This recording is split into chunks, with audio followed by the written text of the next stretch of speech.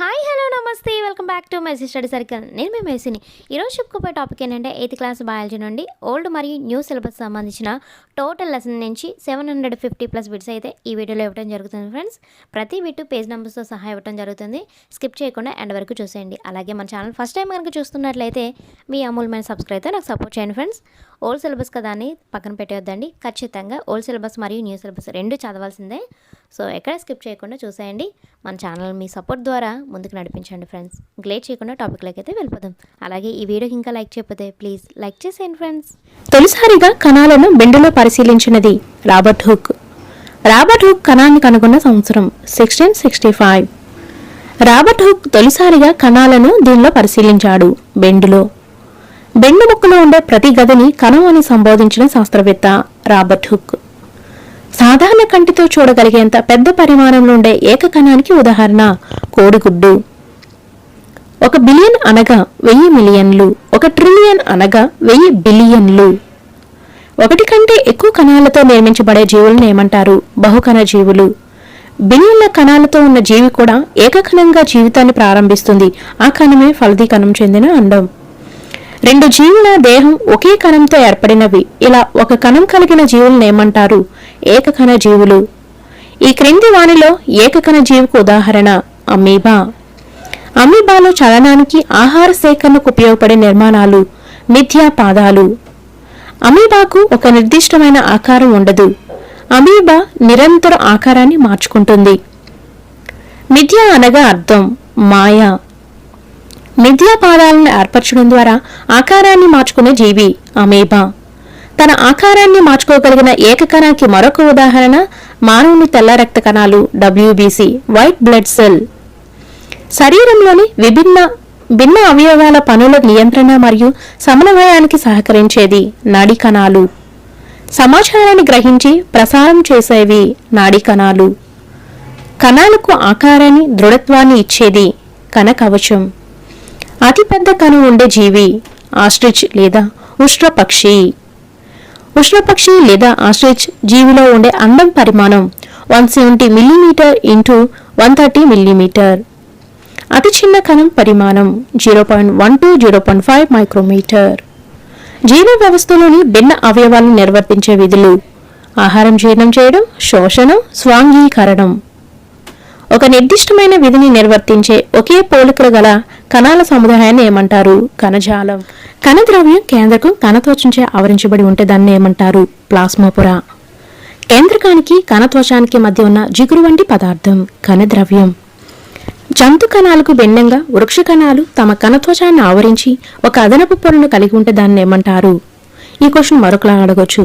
కణత్వచానికి అదనంగా మొక్కల కణానికి ఉండే మందమైన వెలుపలి పొరను ఏమంటారు? కణ కవచం. జంతు కణాల్లో కణ కవచం ఉండదు. ఇది చాలా ఇంపార్టెంట్. ఒక్కొక్కసారి మనల్ని కన్ఫ్యూజ్ చేయొచ్చు. జంతు కణాల్లో కణ కవచం ఉంటుందని ఎగ్జామ్లో అడగొచ్చు. సో చూసుకోండి. నెక్స్ట్, కేంద్రకమును కణద్రవ్యం నుండి వేరు చేసే త్వచాన్ని ఏమంటారు? కేంద్రక త్వచం. అధిక వృద్ధీకరణ గల సూక్ష్మదర్శిని ఉపయోగించి కేంద్రకం లోపల గల మరొక చిన్న గోళాకార నిర్మాణాన్ని కేంద్రకం అంటారు. కేంద్రకాంశంతో పాటు కేంద్రకంలో క్రోమోజోములు అనే దారం వంటి నిర్మాణాలు ఉంటాయి. వీటిలో ఉండే జన్యువులు తల్లిదండ్రుల లక్షణాలను వంశపారంపర్యంగా సంతానానికి సంక్రమింప చేయడంలో తోడ్పడతాయి. క్రోమోజోముల్లో ఉండే జన్యువులు తల్లిదండ్రుల లక్షణాలను వంశపారంపర్యంగా సంతానానికి సంక్రమింప చేయడంలో తోడ్పడతాయి. జీవకణంలోని మొత్తం పదార్థం అంతటిని ఏమంటారు? జీవ పదార్థం లేదా ప్రోటోప్లాజం. దీనిని కణం యొక్క జీవానికి ఆధారంగా చెప్తారు. కేంద్రక త్వచం లేకుండా కేంద్రక పదార్థాన్ని కలిగి ఉండే కణాలను ఏమంటారు? కేంద్రక పూర్వ కణాలు. కేంద్రక పూర్వ కణాలను కలిగి ఉండే జీవులను ఏమంటారు? కేంద్రక పూర్వ జీవులు. ప్రొకార్యోటిక్. ప్రోకార్యోన్ అనగా ప్రో అంటే ముందు, కార్యోన్ అనగా కేంద్రకం. బ్యాక్టీరియా మరియు నీలి ఆకుపచ్చ శైవలాలు వీటికి ఉదాహరణలు. కేంద్రక పూర్వ జీవులు. కేంద్రక పూర్వ జీవులు ఉదాహరణలు ఏంటని అడగొచ్చు. ఉల్లిపొర కణాలు, బుగ్గు కణాలు కేంద్రక దోషంతో కూడిన పూర్తిగా వ్యవస్థీకరించబడిన కేంద్రకంను కలిగి ఉంటే ఆ కణాలను ఏమంటారు? నిజ కేంద్ర కణాలు. Eukaryotic cells. యూకారియోన్ అనగా అర్థం ఏంటి? యు అంటే నిజ, కార్యోన్ అనగా కేంద్రకం. బ్యాక్టీరియా మరియు నీలి ఆకుపచ్చ శైవలాలు తప్ప మిగతా జీవులన్నీ నిజ కేంద్రక జీవులు. కణద్రవ్యంలో ఖాళీగా ఉన్న నిర్మాణాలను ఏమంటారు? రిక్తికలు. పెద్ద రిక్తికలు వృక్ష కణాలలో సహజంగా ఉంటాయి. జంతు కణాల రిక్తికలు చాలా చిన్నవిగా ఉంటాయి. ఆగు కణాల కణద్రవ్యం అంతటా విస్తరించి ఉండే సూక్ష్మంగా వర్ణయుక్తంగా ఉన్న అనేక నిర్మాణాలను ఏమంటారు? ప్లాస్టిడ్లు. పత్రహరితాన్ని కలిగి ఉండే ప్లాస్టిడ్లు క్లోరోప్లాస్ట్లు లేదా హరిత రేణువులు. ఒక రకమైన ఆకుపచ్చ రంగులో ఉండే ప్లాస్టిడ్లను ఏమంటారు? హరిత రేణువులు లేదా క్లోరోప్లాస్ట్లు. సగటున ఒక వ్యక్తి సుమారు కలిగి ఉండే మృత చర్మం 2 కిలోలు. అతిథేయ జీవి యొక్క కణాల లోపల మాత్రమే ప్రత్యుత్పత్తి జరుపుకునేవి వైరస్లు. క్రింది వానిలో వైరస్ ద్వారా వ్యాప్తి చెందే వ్యాధులు: జలుబు, పోలియో, చికెన్ పాక్స్, ఇన్ఫ్లుయెంజా. క్రింది వానిలో ప్రోటోజోన్ల వల్ల కలిగే వ్యాధి: మలేరియా, విరేచనాలు లేదా డీసెంట్రీ. బ్యాక్టీరియా వల్ల సోకే వ్యాధి: టైఫాయిడ్, కలరా, క్షయ లేదా టీబీ. సూక్ష్మజీవులను వివిధ రకాలుగా ఉపయోగిస్తారు. ఆల్కహాల్ తయారీకి, పెరుగు, బ్రెడ్ కేకుల తయారీలో, పర్యావరణం శుభ్రం చేయడంలో ఈ సూక్ష్మజీవులను వివిధ రకాలుగా ఉపయోగిస్తారు. పెరుగు ఏర్పడటానికి ప్రోత్సహించే బ్యాక్టీరియా లాక్టోబాసిల్లస్. ఇడ్లీ పిండి, దోశపిండి పులియడానికి సహాయపడేవి బ్యాక్టీరియాలు. రిపీట్ అగైన్: ఇడ్లీ పిండి, దోశపిండి పులియడానికి సహాయపడేవి బ్యాక్టీరియాలు. రొట్టె లేదా ఇడ్లీ పిండి పరిమాణం పెరగటానికి కారణం ఈస్ట్ కణాల పెరుగుదల. ఈస్ట్ వేగంగా ప్రత్యుత్పత్తి జరుపుతూ శ్వాసక్రియలో ఉత్పత్తి చేసే వాయువు కార్బన్ డయాక్సైడ్. బేకింగ్ పరిశ్రమలో రొట్టెలు, పేస్ట్రీలు, కేకులు తయారు చేయడంలో దీన్ని ఉపయోగిస్తారు ఈస్ట్లు. వీటిని అధిక పరిమాణంలో ఉత్పత్తి చేయడంలో సూక్ష్మజీవులను ఉపయోగిస్తారు. ఆల్కహాల్, వైన్, ఎసిటిక్ యాసిడ్ లేదా వెనిగర్. ఈస్ట్ను దీని ఉత్పత్తిలో ఉపయోగిస్తారు. ఆల్కహాల్. చక్కెరను ఆల్కహాల్గా మార్చే ప్రక్రియను ఏమంటారు? క్విన్వనం. 1857లో క్వినోనంను కనుగొన్న శాస్త్రవేత్త లూయిస్ పాశ్చర్. సూక్ష్మజీవ నాశకాలు లేదా యాంటీబయాటిక్స్ అనగా వ్యాధి కలిగించే సూక్ష్మజీవులను చంపటం లేదా వాటి పెరుగుదలను నిరోధించే మందులను సూక్ష్మజీవ నాశకాలు లేదా యాంటీబయాటిక్స్ అంటారు. క్రింది వానిలో సూక్ష్మజీవ నాశకం: స్ట్రెప్టోమైసిన్, టెట్రాసైక్లిన్, ఎరిథ్రోమైసిన్. పెన్సిలిన్ను కనుగొన్న శాస్త్రవేత్త అలెగ్జాండర్ ఫ్లెమింగ్. టీకాలు వేయడం ద్వారా ఏ వ్యాధులను నిరోధించవచ్చు? కలరా, క్షయ, మసూచి, హెపటైటిస్. 1798లో మసూచి వ్యాధికి టీకాను కనుగొన్న శాస్త్రవేత్త ఎడ్వర్డ్ జెన్నర్.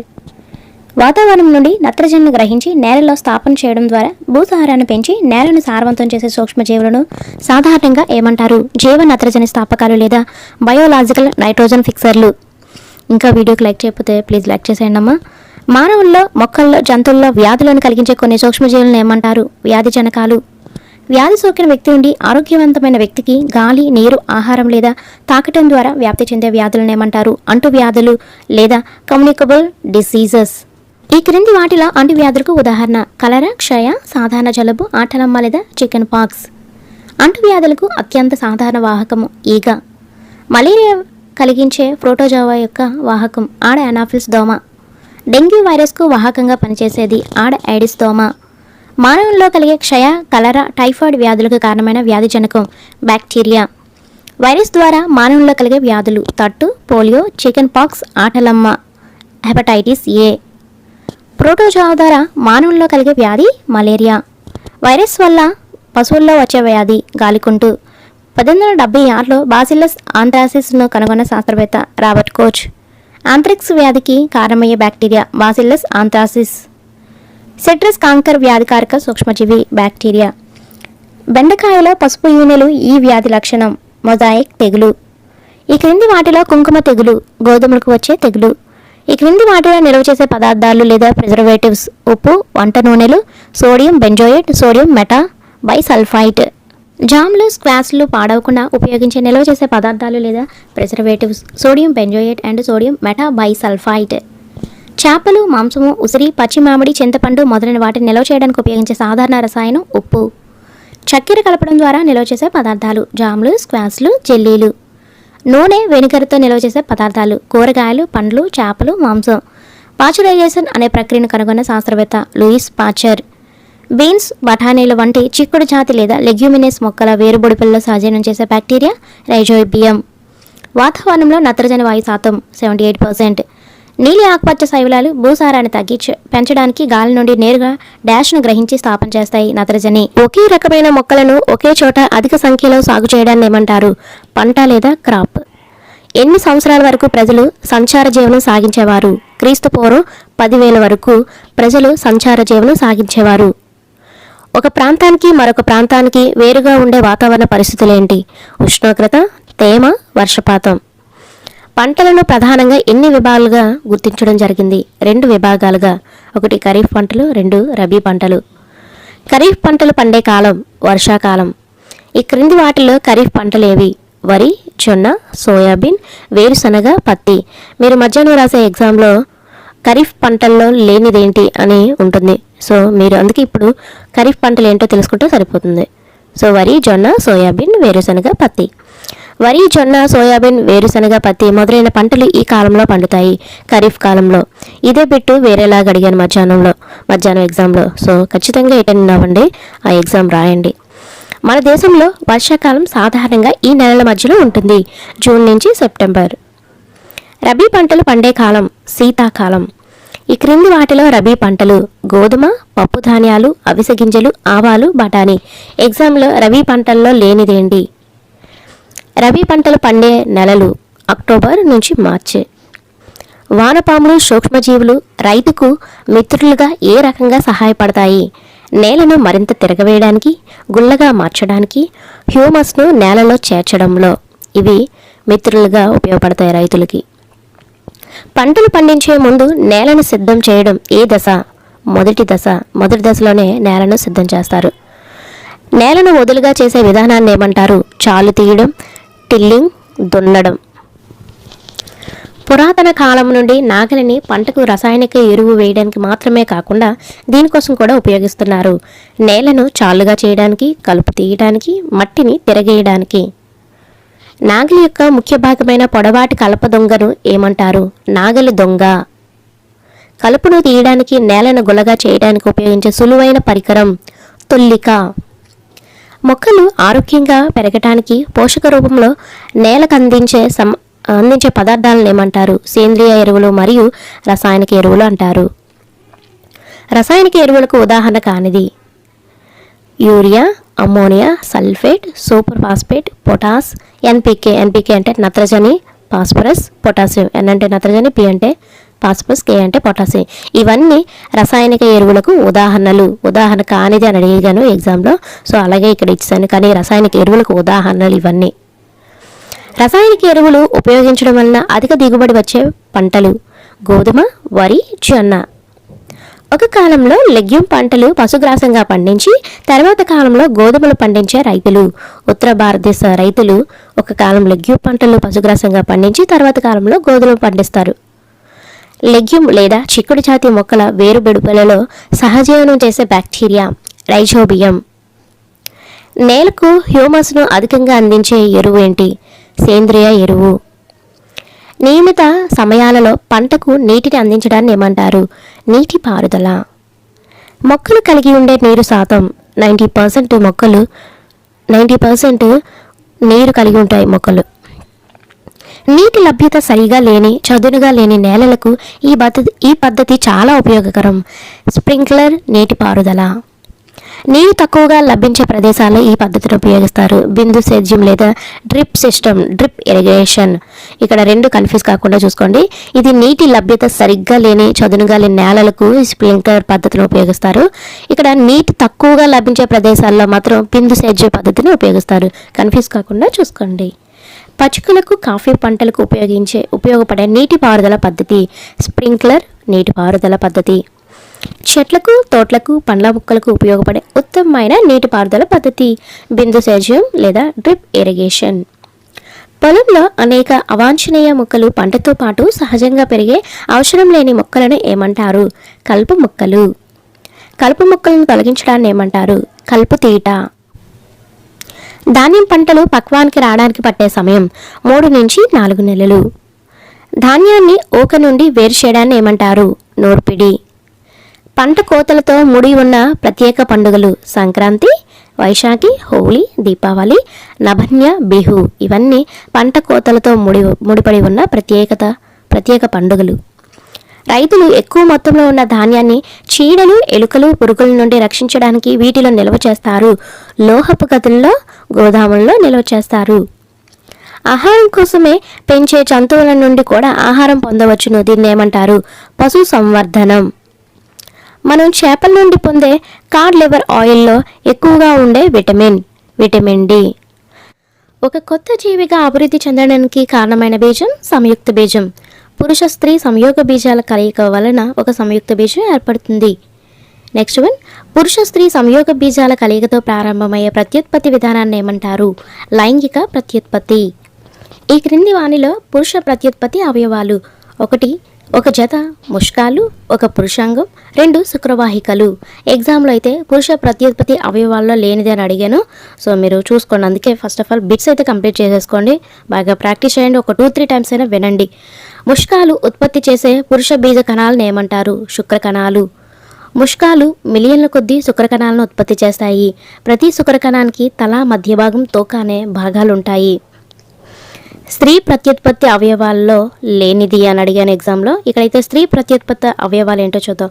1 జత స్త్రీ బీజకుశాలుంటాయి, 1 జత ఫాలోపియన్ నాళాలుంటాయి. అండం కూడా ఏకకణమే. నెక్స్ట్ వన్, అండాలన్నిటిలో అతిపెద్ద అండం ఉండే జీవి ఆస్ట్రిచ్ పక్షి లేదా ఉష్ణపక్షి. అండం శుక్రకణముల కలయికను ఫలదీకరణం అంటారు. ఫలదీకరణం చెందిన అండాన్ని సంయుక్త బీజం అంటారు. ఇవి పాయింట్స్గా ఇచ్చాను, కానీ ఎగ్జామ్లో బిట్గా ఇచ్చాను ఫ్రెండ్స్. స్త్రీ జీవి శరీరం లోపల ఫలదీకరణం జరిగితే దాన్ని ఏమంటారు? అంతర ఫలదీకరణము. అంతర ఫలదీకరణం జరిగేది స్త్రీ జీవి శరీరం లోపల. ఈ క్రింది వాటిలో అంతర ఫలదీకరణం జరిగే జీవులకు ఉదాహరణ: పక్షులు, బల్లులు, ఆవులు, మానవులు, కుక్కలు, కోళ్ళు. దాతల నుండి అండం లేదా శుక్రకణం సంగ్రహించి పరీక్ష నాళికలో ఫలదీకరణం చెందించడాన్ని ఏమంటారు? IVF. పరస్థానిక ఫలదీకరణంను ఇలా కూడా పిలుస్తారు: IVF, ఇన్ విట్రో ఫెర్టిలైజేషన్. కప్పలు ఫలదీకరణంలో పాల్గొనే కాలం వర్షాకాలం. కప్పలు, గోదురు కప్పలు చెరువులు మరియు నెమ్మదిగా పారే కాలంలోనికి చేరే ఋతువు అంటే ఏ ఋతువులో అని అడుగుతాడు ఎగ్జామ్లో. వసంత ఋతువు లేదా వర్ష ఋతువు. స్త్రీజీవి శరీరం వెలుపల జరిగే ఫలదీకరణం ఏమంటారు? బాహ్య ఫలదీకరణం. క్రింది వాటిలో బాహ్య ఫలదీకరణం జరిగే జీవులకు ఉదాహరణ: కప్పలు, చేపలు, సముద్ర నక్షత్రాలు. రిపీట్ అగైన్: కప్పలు, చేపలు, సముద్ర నక్షత్రాలు. ఇవి బాహ్య ఫలదీకరణం జరిగే జీవులకు ఉదాహరణ. సంయుక్త బీజం అనేకసార్లు విభజన చెంది అనేక కోణాలను ఏర్పరచుకొని వివిధ కణజాలాలు అవయవాలుగా అభివృద్ధి చెందిన నిర్మాణం పిండం. ఇంకా వీడియో లైక్ చెప్పితే లైక్ చేసేయనమ్మా. ఈ లెసన్ కూడా చాలా ఇంపార్టెంట్. శరీర భాగాలన్నీ గుర్తించగలిగేటట్లు ఉండే పిండ దశను ఏమంటారు? భ్రూణం. ఈ క్రింది వాక్యాలను పరిశీలించినట్లయితే పిల్లలను కనే జంతువులను శిశుత్పాదకాలు అంటారు, గుడ్లు పెట్టే జంతువులను అండోత్పాదకాలు అంటారు. ఇది చాలా చాలా ఇంపార్టెంట్ బిట్. లాస్ట్ ఇయర్ టెట్లో అడిగారు, డిఎస్సిలో కూడా అడిగారు. పిల్లలకు జన్మనిచ్చే జీవులు ఆవు, కుక్క, పిల్లి. అండోత్పాదకాలలో లేనిది. నేను ఎగ్జామ్లో అయితే అండోత్పాదకాలలో లేనిది అని అడిగాను. ఇక్కడైతే అండోత్పాదకాలు క్రింది వాటిలో ఏవి? కోడి, కాకి, కప్ప, బల్లి, సీతాకోకచిలుక. ఇవన్నీ అండోత్పాదకాలకు ఉదాహరణమైన జీవులు. పిండము కోడిపిల్లగా అభివృద్ధి చెందడానికి పట్టే సమయం 3 వారాలు. పట్టుపురుగు జీవిత చక్రము గుడ్డు, డింబకం, కొసస్థ దశ, ప్రౌఢ దశ. గుడ్డు నుంచి ప్రౌఢ దశ వరకు కప్ప జీవిత దశలు వరుసగా గుడ్డు, టాడ్పోల్ లార్వా లేదా డెంబకం, ప్రౌఢ జీవి. ఈ వరుస క్రమం అయితే ఎగ్జామ్స్లో అడిగాను. ఒక లార్వా వివిధ మార్పులకు లోనై చివరగా ప్రౌఢ జీవిగా రూపొందడం ఏమంటారు? ఇది 8th క్లాస్ ఓల్డ్ టెక్స్ట్ బుక్లో ఇలా ఇచ్చారు. లేదా గణనీయమైన మార్పుల ద్వారా డెంబకం ప్రౌఢ జీవిగా మారడాన్ని ఏమంటారు? రూప విక్రియ. ఇది న్యూ టెక్స్ట్ బుక్లో అడిగిన బిట్టు. రూప విక్రియ అనే ప్రక్రియ ఏ జీవిలో చూపుతాయి? చిరుకప్ప, టాడ్పోల్, సీతాకోకచిలుక. నెక్స్ట్ వన్, ప్రతి హైడ్రాలో 1 లేదా అంతకంటే ఎక్కువ ఏర్పడే ఉబ్బెత్తు నిర్మాణాలను ఏమంటారు? కోరకాలు. ఒక జీవి తల్లి లేదా తండ్రి మాత్రమే ప్రత్యుత్పత్తిలో పాల్గొని జరిపే ప్రత్యుత్పత్తిని ఏమంటారు? అలైంగిక ప్రత్యుత్పత్తి. హైడ్రాలో కొత్త జీవులు కోరకాల నుండి అభివృద్ధి చెందుతాయి. ఈ రకమైన అలైంగిక ప్రత్యుత్పత్తి విధానాన్ని ఏమంటారు? కోరకీభవనం. కోరకీభవనం జరిగే జీవులకు ఉదాహరణ హైడ్రా. ఈ క్రింది వానిలో ఏకకణ జీవికి ఉదాహరణ అమీబా. అమీబాలో జరిగే అలైంగిక ప్రత్యుత్పత్తి బైనరీ ఫిషన్ లేదా ద్విధా విచ్ఛిత్తి. బైనరీ ఫిషన్ అంటే ఇంగ్లీష్లో అంటారు, ద్విధా విచ్ఛిత్తి అంటే తెలుగులో.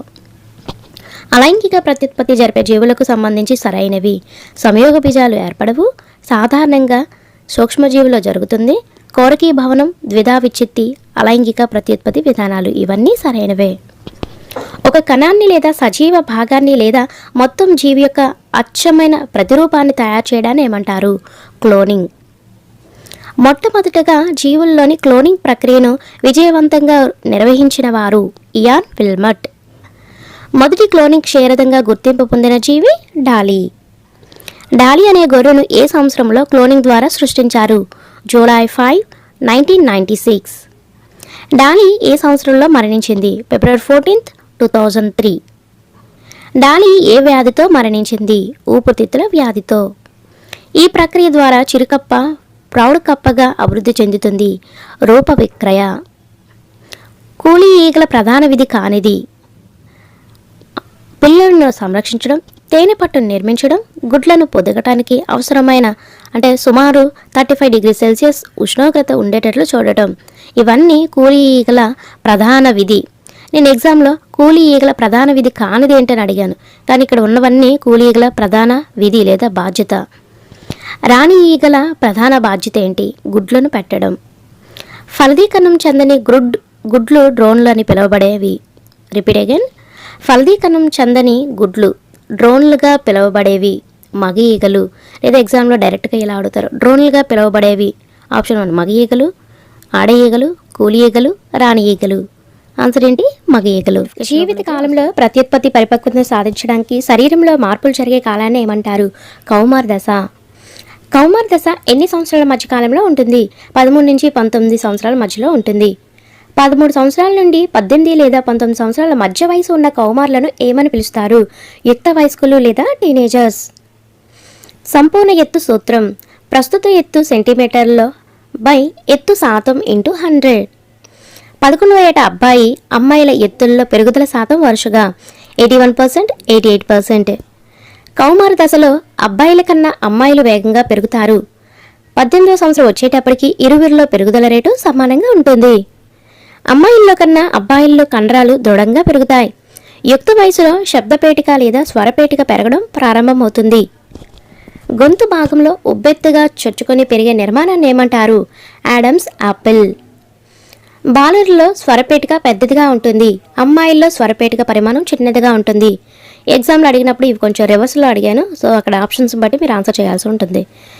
యుక్త వయస్కులలో ముఖంపై మొటిమలకు కారణమైన గ్రంథులు స్వేద గ్రంథులు, సేబియస్ గ్రంథులు లేదా తైల గ్రంథులు. ఈ క్రింది వాణిలో స్రావాలను నాళాల ద్వారా విడుదల చేసే గ్రంథి లాలాజల గ్రంథులు, స్వేద గ్రంథులు, తైల గ్రంథులు. యుక్త వయస్కుల్లో ముఖంపై మొటిమలకు కారణమైన గ్రంథులు. ఓల్డ్ టెక్స్ట్ బుక్లో అయితే స్వేద గ్రంథులు, తైల గ్రంథులనే చెమట గ్రంథులని ఇచ్చారు. ఇక్కడ సేబియస్ గ్రంథులు లేదా తైల గ్రంథులని న్యూ టెక్స్ట్ బుక్లో ఇచ్చారు. చిన్న డిఫరెన్స్ అంతే. నెక్స్ట్, ఈ గ్రంథుల స్రావాలైన హార్మోన్లు నేరుగా రక్తంలోకి విడుదలవుతాయి. ఈ గ్రంథుల స్రావాలైన హార్మోన్లు నేరుగా రక్తంలోకి విడుదలవుతాయి. అంతఃస్రావక గ్రంథులు లేదా వినాళ గ్రంథులు. అంతఃస్రావ గ్రంథులు లేదా వినాళ గ్రంథుల నుండి స్రవింపబడే రసాయన పదార్థాలను ఏమంటారు? హార్మోన్లు. యుక్త వయసు చేరే సమయానికి అబ్బాయిల్లో ముష్కాలు స్రవించే హార్మోన్ టెస్టోస్టెరాన్ లేదా పురుష హార్మోన్. ఈ క్రింది వాణిలో స్త్రీ హార్మోన్ ఈస్ట్రోజన్. లైంగిక హార్మోన్లు ఈ గ్రంథి స్రవించే హార్మోన్ల నియంత్రణలో ఉంటాయి. Repeat again. లైంగిక హార్మోన్లు ఈ గ్రంథి స్రవించే హార్మోన్ల నియంత్రణలో ఉంటాయి. పీయూష గ్రంథి లేదా పిట్యూటర్ గ్రంథి స్రవించే హార్మోన్ల నియంత్రణలో ఉంటాయి లైంగిక హార్మోన్లు. నెక్స్ట్, స్త్రీలలో ప్రత్యుత్పత్తి దశ సాధారణంగా ఈ వయసు మధ్యలో మొదలవుతుంది. 10 నుంచి 12 సంవత్సరాల వయసు మధ్యలో ప్రారంభమవుతుంది. 45 నుంచి 50 సంవత్సరాల వయసులో ఋతుచక్రం ఆగిపోవడాన్ని ఏమంటారు? మోనోపాజ్. మోనోపాజ్ అనేది ఈ వయసులో ఏర్పడుతుంది. 45 నుంచి 50 సంవత్సరాల మధ్యలో ఈ మోనోపాజ్ వయసు అనేది ఏర్పడుతుంది. ప్రతి మానవునిలో కణాలలోని కేంద్రకంలో ఉండే క్రోమోజోముల సంఖ్య 23 జతలు. 23 కాదు, 23 జతలు. ఎక్స్ మరియు వై అనే 2 క్రోమోజోములను ఏమంటారు? లైంగిక క్రోమోజోములు లేదా అల్లోజోములు. స్త్రీ పురుషుల్లో ఉండే క్రోమోజోములు వరుసగా. స్త్రీలలో ఉండే క్రోమోజోములు ఎక్స్ మరియు ఎక్స్, పురుషుల్లో ఉండే క్రోమోజోములు X మరియు Y. ఈ గ్రంథి స్రవించే హార్మోన్లు ముష్కాలు మరియు స్త్రీ బీజకోశాలు ఉత్పత్తి చేసే హార్మోన్లను ప్రేరేపిస్తాయి. పీయూష గ్రంథి స్రవించే హార్మోన్లు ముష్కాలు మరియు స్త్రీ బీజకోశాలు ఉత్పత్తి చేసే హార్మోన్లను ప్రేరేపిస్తాయి. మన శరీరంలో ఉండే అంతఃస్రావ గ్రంథులు: థైరాయిడ్ గ్రంథి, క్లోమ గ్రంథి, అధివృక్క గ్రంథి. ఇక్కడ క్రోమం అని పడింది, క్లోమ గ్రంథి లేదా క్లోమము అని కూడా అనొచ్చు. మెడ ముందు భాగంలో గొంతులో ఉండే గ్రంథి ఏంటి? థైరాయిడ్ గ్రంథి. గైటర్ వ్యాధికి సంబంధించిన గ్రంథి థైరాయిడ్ గ్రంథి. థైరాయిడ్ గ్రంథి డాష్ అనే హార్మోన్ ఉత్పత్తి చేయకపోవడం వలన గైటర్ అనే వ్యాధి వస్తుంది. థైరాక్సిన్ అనే హార్మోన్ ఉత్పత్తి చేయకపోవడం వల్ల గైటర్ అనే వ్యాధి వస్తుంది. క్లోమ గ్రంథి డాష్ అనే హార్మోన్ను తగినంత మోతాదులో స్రవించకపోవడం వల్ల మధుమేహ వ్యాధి లేదా డయాబెటిస్ వ్యాధి వస్తుంది. ఇన్సులిన్ అనే హార్మోన్ను తగినంత మోతాదులో స్రవించకపోవడం వల్ల మధుమేహ వ్యాధి లేదా డయాబెటిస్ వ్యాధి వస్తుంది. అధివృక్క గ్రంథి స్రవించే హార్మోన్ అడ్రినలిన్. కోపం, ఆందోళన, ఒత్తిడిని నియంత్రించే హార్మోన్ అడ్రినలిన్. ఉద్వేగాలను నియంత్రించే హార్మోన్ అడ్రినలిన్. ఉద్వేగాలు అంటే ఏంటి? కోపము, బాధ, ఒత్తిడి, ఆందోళన, ఇవి ఉద్వేగాలు అంటాం. సో అందుకే ఒక్కోసారి ఇలా కూడా అడగొచ్చు, ఉద్వేగాలను నియంత్రించే హార్మోన్ ఏంటి అని. సో అందుకని ఇలా ప్రిపేర్ చేసి ఇచ్చాను. ఉద్వేగాలను నియంత్రించే హార్మోన్ అడ్రినలిన్. అడ్రినలిన్ లేదా అడ్రినలిన్ రెండు ఒకటే. ఉద్వేగాలను నియంత్రించే గ్రంథి, ఉద్వేగాలను నియంత్రించే హార్మోన్ అయితే అడ్రినల్ గ్రంథి. ఉద్వేగాలు నియంత్రించే గ్రంథి అయితే అధివృక్క గ్రంథి. చూసుకోండి, రెండు కన్ఫ్యూజ్ కాకుండా, అది హార్మోన్, ఇది గ్రంథి. పెరుగుదల హార్మోన్ను ఉత్పత్తి చేసే గ్రంథి పీయూష గ్రంథి. లార్వా దశ నుండి ప్రౌఢజీవిగా మారే ఈ మార్పును ఏమంటారు? రూప విక్రియ. కప్పలో రూప విక్రియను నియంత్రించే హార్మోన్ థైరాక్సిన్. టాడ్పోల్లు ప్రౌఢజీవులుగా మారాలంటే టాడ్పోల్లో పెరిగే నీటిలో ఉండాల్సిందేంటి? అయోడిన్. Repeat again. టాడ్పోల్లు ప్రౌఢజీవులుగా మారాలంటే టాడ్పోల్ పెరిగే నీటిలో ఉండాల్సిందేంటి? అయోడిన్.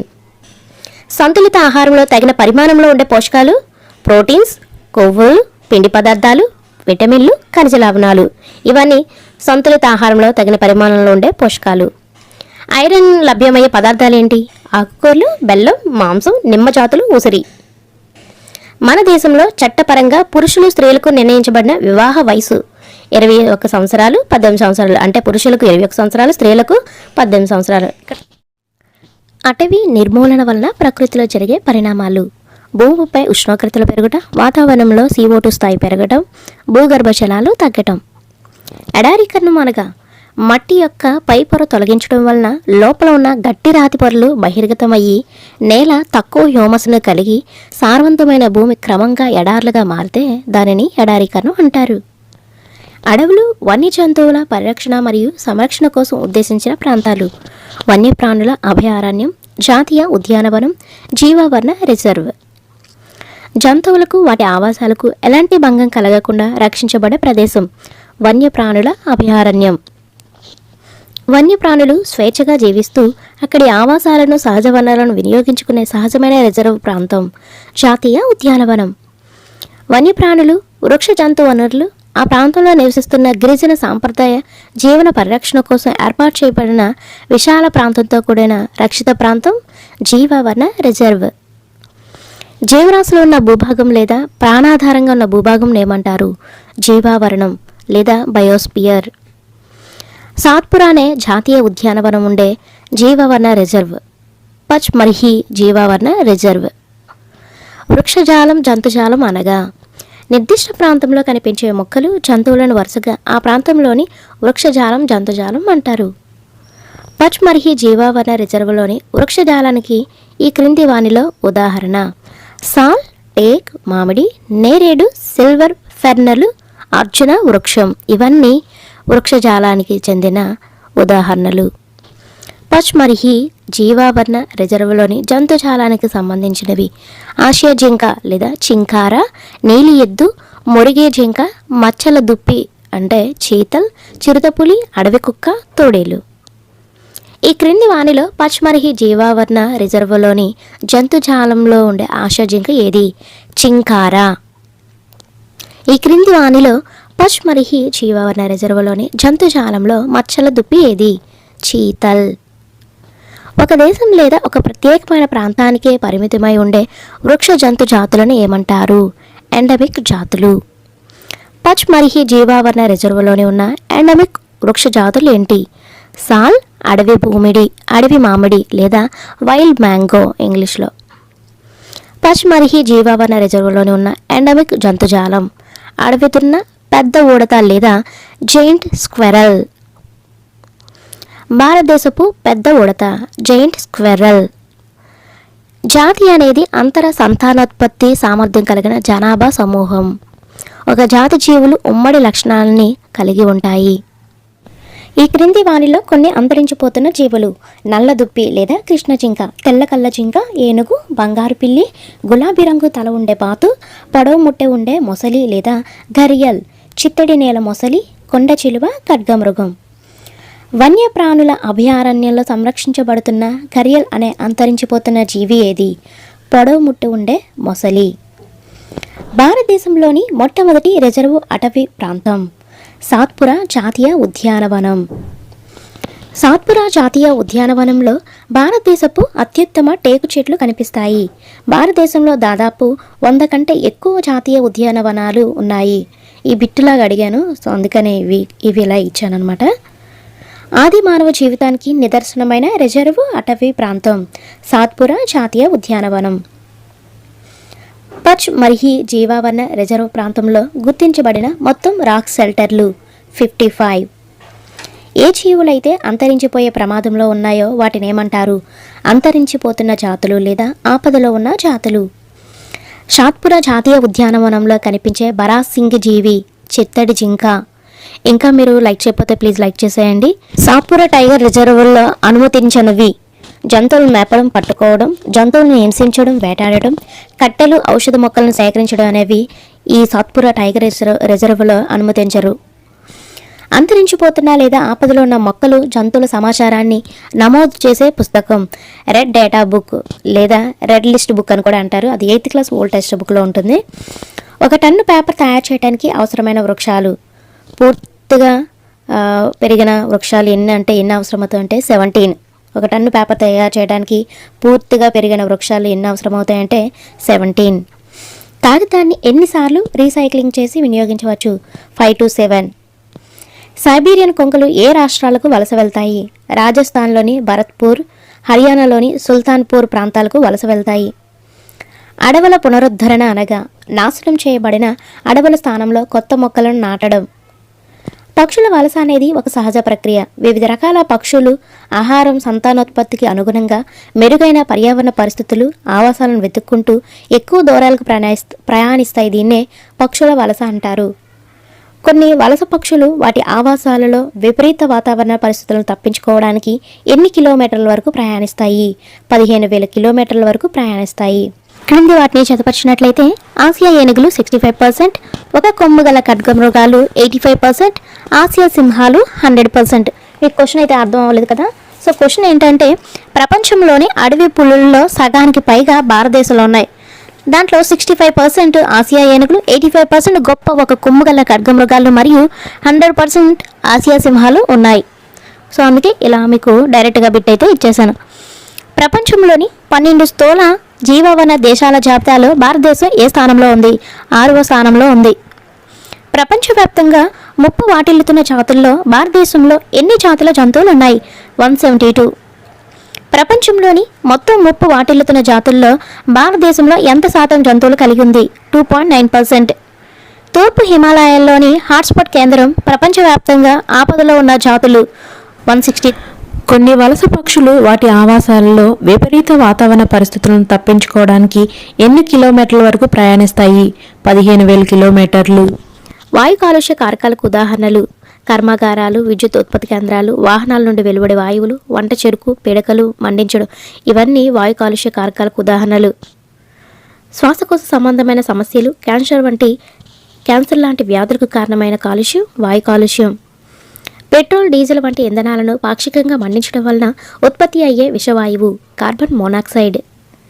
రక్తం యొక్క ఆక్సిజన్ వాహక సామర్థ్యాన్ని తగ్గించే విషవాయువు కార్బన్ మోనాక్సైడ్.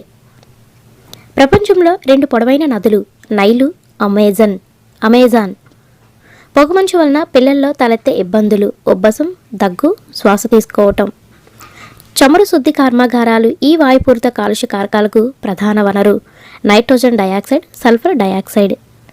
సిఎఫ్సి అనగా క్లోరోఫ్లోరోకార్బన్స్. సిఎఫ్సిలు వీటిలో ఉపయోగిస్తారు: రిఫ్రిజిరేటర్స్, ఎయిర్ కండిషనర్, ఏరోసోల్ స్ప్రేలు. వాతావరణంలోని ఓజోన్ పొరను దెబ్బతీసేవి క్లోరోఫ్లోరోకార్బన్లు. తాజ్మహల్ కట్టడం యొక్క పాలరాయిపై పొరను నాశనం చేసేది ఆమ్ల వర్షాలు. ఈ దృగ్విషయాన్నే మార్బుల్ కాన్సర్ అని కూడా పిలుస్తారు. సిఎన్జి అనగా కంప్రెస్డ్ న్యాచురల్ గ్యాస్. ఎల్పిజి అనగా లిక్విఫైడ్ పెట్రోలియం గ్యాస్. తాజ్మహల్ను రక్షించడానికి భారత సుప్రీంకోర్టు ఇచ్చిన ఆదేశాలు: సిఎన్జి ఇంధనం వాడకానికి మారాలి, ఎల్పిజి ఇంధనం వాడకానికి మారాలి, సీసంలోని పెట్రోల్ వినియోగానికి మారాలి. చెట్లను నరకడం వల్ల గాలిలో దేని శాతం పెరుగుతుంది? కార్బన్ డైఆక్సైడ్ శాతం పెరుగుతుంది.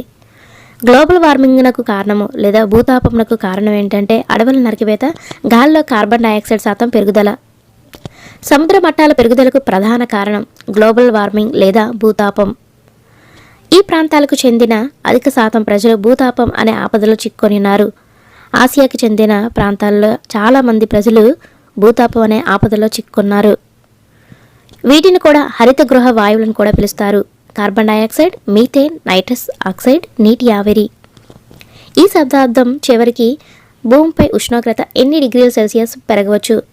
2 డిగ్రీల సెల్సియస్ పెరగవచ్చు. ప్రతి సంవత్సరం వన మహోత్సవం జరిగే నెల జూలై నెల. అంటే ఆ రోజు అనేక లక్షల మొక్కలైతే నాటుతారు. నీటిని కలుషితం చేసే హానికర పదార్థాలు మురుగు, విషపూరిత రసాయనాలు, సిల్ట్ లేదా రేణుపూరిత ఇసుక. నీటి నాణ్యతను కలుషితం చేసే పదార్థాలను ఏమంటారు? జల కాలుష్య కారకాలు. భారతదేశ ఉత్తర మధ్య తూర్పు ప్రాంతాల జల అవసరాలను తీర్చే నది గంగా నది. ప్రకృతి కొరకు WWF చేసిన అధ్యయనం ప్రకారం ప్రపంచంలోని ఆపదలో ఉన్న నదులెన్ని? 10 నదులు. దాంట్లో గంగానది ఒకటి. గంగానది కార్యాచరణ ప్రణాళిక అనే పథకం ప్రారంభించిన సంవత్సరం 1985. 2016లో భారత ప్రభుత్వం ప్రారంభించిన కొత్త పథకం క్లీన్ గంగా జాతీయ మిషన్. NMCG అనగా national mission for clean Ganga. కాన్పూర్లో ఎన్ని పరిశ్రమలు ఉన్నాయి? 5,000 కంటే ఎక్కువ పరిశ్రమలు ఉన్నాయి. విషపూరిత రసాయనాలు ఆర్సెనిక్, సీసం, ఫ్లోరైడ్. ఒక చెరువు ఆకుపచ్చగా కనిపించడానికి గల కారణం ఆ నీటిలో అసంఖ్యాకంగా అభివృద్ధి చెంది ఉండేవి శైవలాలు. మురుగునీటిలో ఉండే బ్యాక్టీరియా, వైరస్లు, శిలీంధ్రాలు, పరాన్నజీవులు ఈ వ్యాధులకు కారణమవుతున్నాయి: కలరా, టైఫాయిడ్, పచ్చకామెర్లు. ఉష్ణజలం ఒక రకమైన కాలుష్యకారిణి. ఇది సాధారణంగా థర్మల్ విద్యుత్ ఉత్పత్తి కేంద్రాలు, కర్మాగారాల నుండి వచ్చే నీరు. ప్రపంచంలోని ఎంత శాతం జనాభాకు సురక్షితమైన తాగునీరు అందుబాటులో లేదు? 25%. మన చుట్టూ ఉన్న ప్రాకృతిక ప్రపంచం ఎలా పనిచేస్తుందో తెలుసుకోవడానికి, దాని పూర్వపరాలను అవగాహన చేసుకోవడానికి అందుబాటులో ఉన్న సౌకర్యాలతో, ఆధారాలతో మనం చేసే ప్రయత్నాలన్నిటినీ కలిపి విజ్ఞాన శాస్త్రం అనవచ్చు. విజ్ఞాన శాస్త్రం అంటే మనం ఎంపిక చేసుకున్న అంశాన్ని ఒక క్రమ పద్ధతి పాటిస్తూ ప్రయోగాల ద్వారా నిర్ధారణ చేసుకుంటూ జ్ఞానాన్ని పొందడం. నెక్స్ట్ వన్, ప్రకృతిలో దాగి ఉన్న రహస్యాలను, నిజాలను, కారణాలను తెలుసుకోవడానికి ఉపయోగపడే నిర్దిష్టమైన మార్గాన్ని విజ్ఞాన శాస్త్రం అని చెప్పవచ్చు. నెక్స్ట్ వన్, ఆకాశంలో మిలమిల మెరిసే నక్షత్రాలు, గ్రహాలు, గెలాక్సీల ఛాయాచిత్రాలను తీసి పరిశీలించే శాస్త్రవేత్తలు ఖగోళ శాస్త్రవేత్తలు. నెక్స్ట్ వన్, వాతావరణంలోకి బెలూన్లను పంపి వర్షాల, మేఘాల సమాచారాన్ని వివరించే శాస్త్రవేత్తలు ఎవరు? వాతావరణ శాస్త్రవేత్తలు. వృత్తాకార మార్గంలో చలించే వస్తువుల వేగాలను కొలిచే శాస్త్రవేత్తలు అనుభౌతిక శాస్త్రవేత్తలు. వివిధ ఉద్దీపనలకు లోనయ్యే కణజాల ప్రతిచర్యలను పరిశీలించే శాస్త్రవేత్తలు జీవ శాస్త్రవేత్తలు. శాస్త్రం అనే పదం ఏ పదం నుండి వచ్చింది? సెన్సియా అనే పదం నుండి వచ్చింది. సెన్సియా ఏ భాషా పదము? లాటిన్ పదము. సెన్సియా అంటే జ్ఞానం, అంటే జ్ఞానాన్ని సముపార్జన చేసే విధానాన్ని తెలిపేదే సైన్స్. ప్రస్తుత శాస్త్ర విజ్ఞానం ప్రకారం కడుపులో అల్సర్కు కారణం బ్యాక్టీరియా. మీ మనసుకు హాయిగా అనిపించే ప్రదేశానికి వెళ్ళండి అని డాక్టర్ సలహా ఇచ్చినప్పుడు తన ప్రయోగశాలకే వెళ్ళి కూర్చున్న శాస్త్రవేత్త ఎవరు? ఐన్స్టీన్. నెక్స్ట్ వన్, సైన్స్ అంటే సరిదిద్దబడ్డ తప్పుల చరిత్ర అని అన్న శాస్త్రవేత్త ఎవరు? కార్ల్ పాపర్.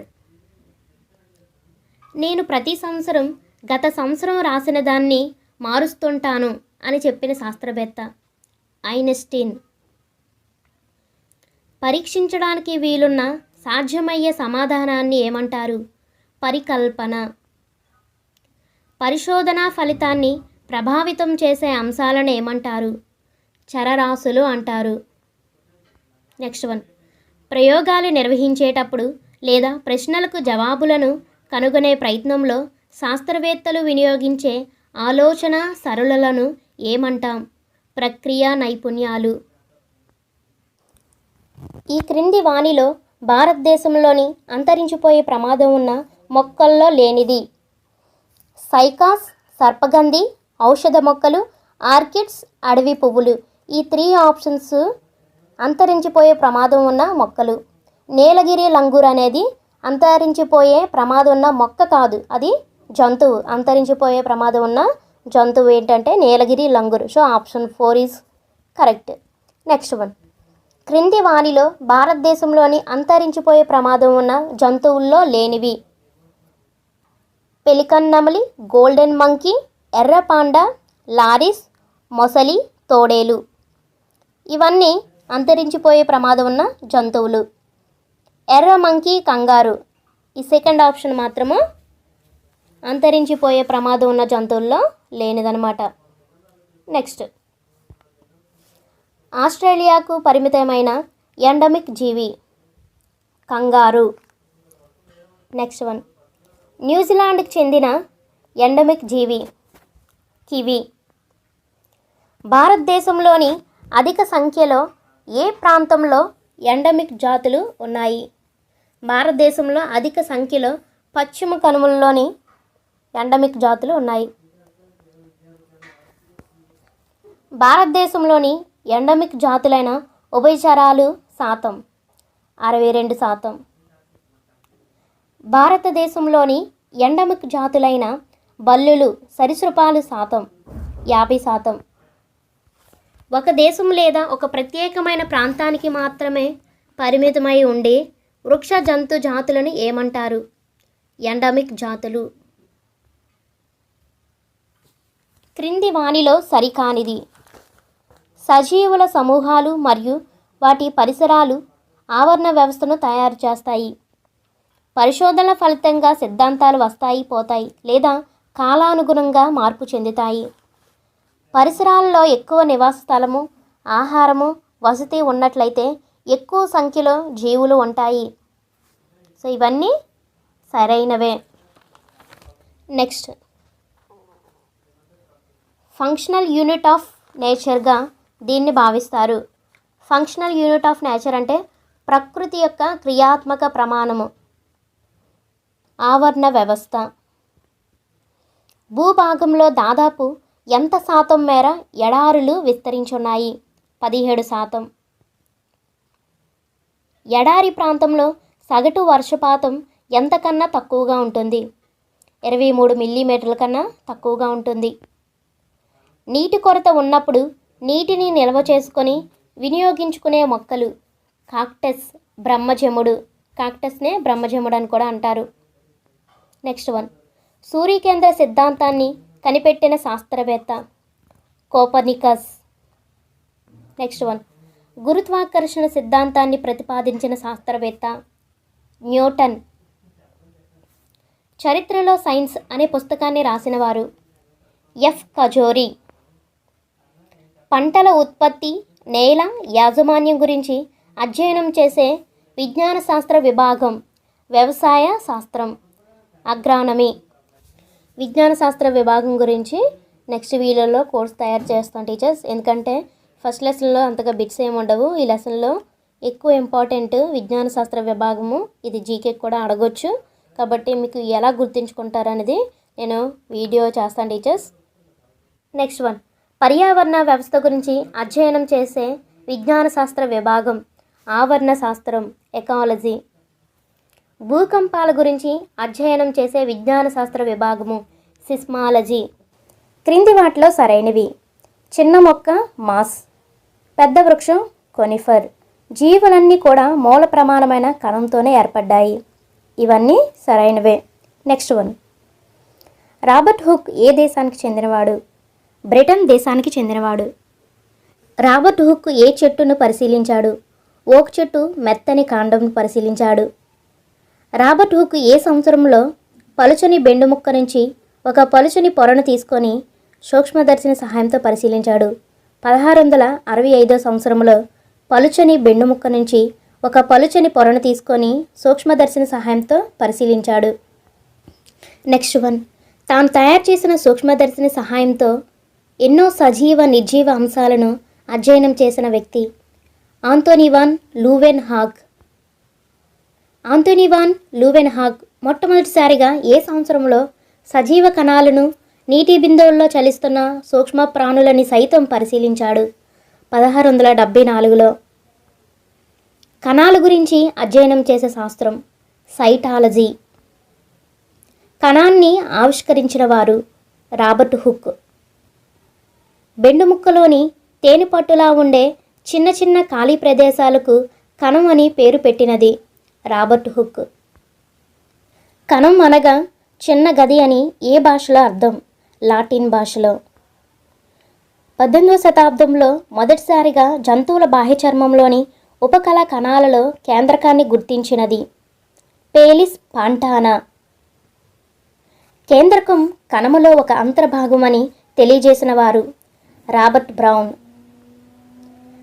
కణం ఆవిష్కరణ తర్వాత కేంద్రకాన్ని కనుగొనడానికి దాదాపు ఎంత సమయం పట్టింది? 180 సంవత్సరాల సమయం పట్టింది. కణములో ఎన్ని భాగాలుంటాయి? కణములో 3 భాగాలుంటాయి. అవి కణత్వచం, కణద్రవ్యం, కేంద్రకం. రాబర్ట్ బ్రౌన్ ఏ పత్రాల కణాలలో కేంద్రకాన్ని కనుగొన్నాడు? ఆర్కిడ్ పత్రాల కణాలలో కేంద్రకాన్ని కనుగొన్నాడు. ఆకులు వేటి ద్వారా వాయు మార్పిడి చేస్తాయి? పత్ర రంధ్రాల ద్వారా. బుగ్గ కణాల చుట్టూ ఉన్న పొరను ఏమంటారు? కణత్వచం. ఇది కణానికి ఆకారాన్నిస్తుంది. జంతు కణం కంటే వృక్ష కణంలో కణత్వచం చుట్టూ అదనపు పొర ఉంటుంది. అది కణకవచం. కణానికి కావలసిన బలాన్ని, గట్టిదనాన్ని ఇచ్చేది కణకవచం. కణత్వచానికి కేంద్రానికి మధ్య ఉన్న జిగుర్లాంటి పదార్థాన్ని ఏమంటారు?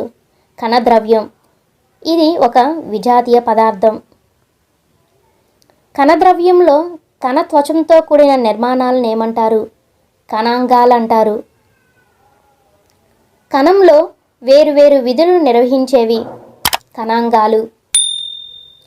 ఏకకణ జీవులకు ఉదాహరణ కానిది అమీబా, క్లామిడోమోనస్, పారామిసియం, బ్యాక్టీరియా. ఇవన్నీ ఏకకణ జీవులకు ఉదాహరణ. ఏకకణ జీవులు అంటే ఒకే కణం గల జీవులను ఏకకణ జీవులు అంటారు. ఒకటి కంటే ఎక్కువ కణాలు ఉన్న జీవులను ఏమంటారు? బహుకణ జీవులు.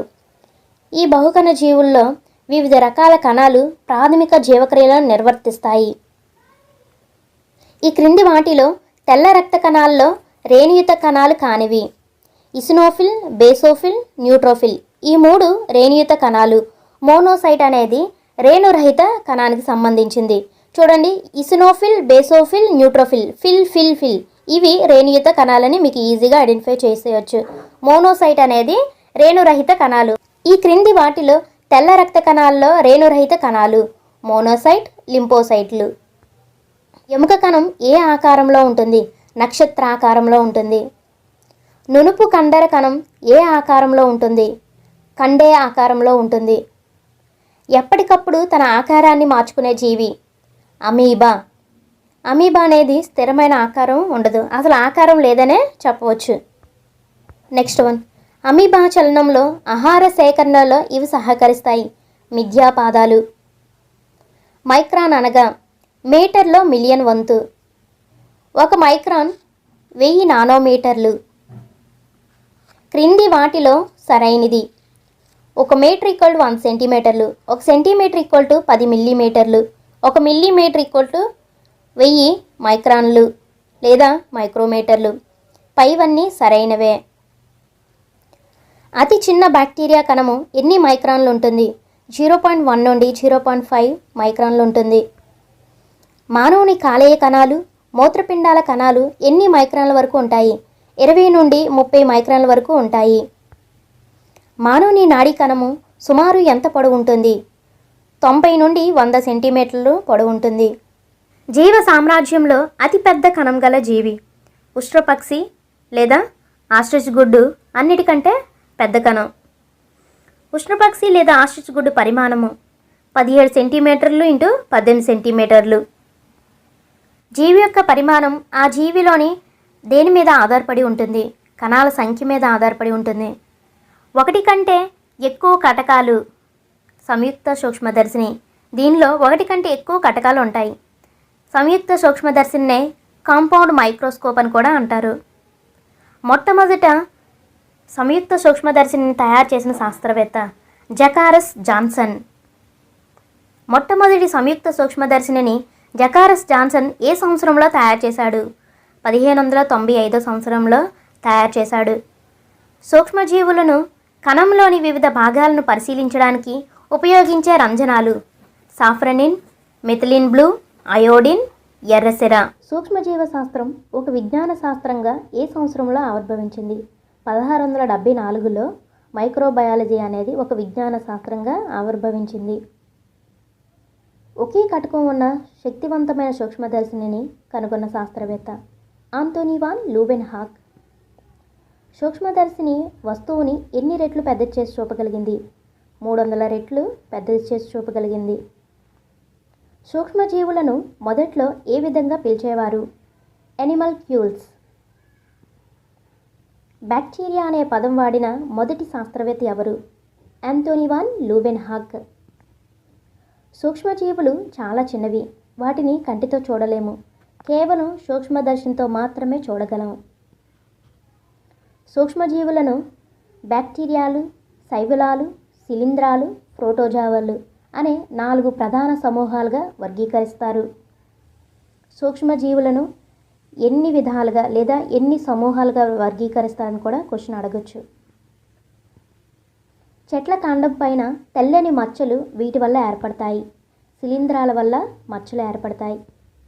నమీబియా సముద్ర తీర ప్రాంతంలో థియో మార్గరేటా నమీబియన్సిస్ అనే బ్యాక్టీరియాను కనుగొన్న శాస్త్రవేత్త హైడిహన్ సుల్జ్. థియో మార్గరేటా నమీబియన్సిస్ అనే బ్యాక్టీరియా పొడవు 0.75 mm.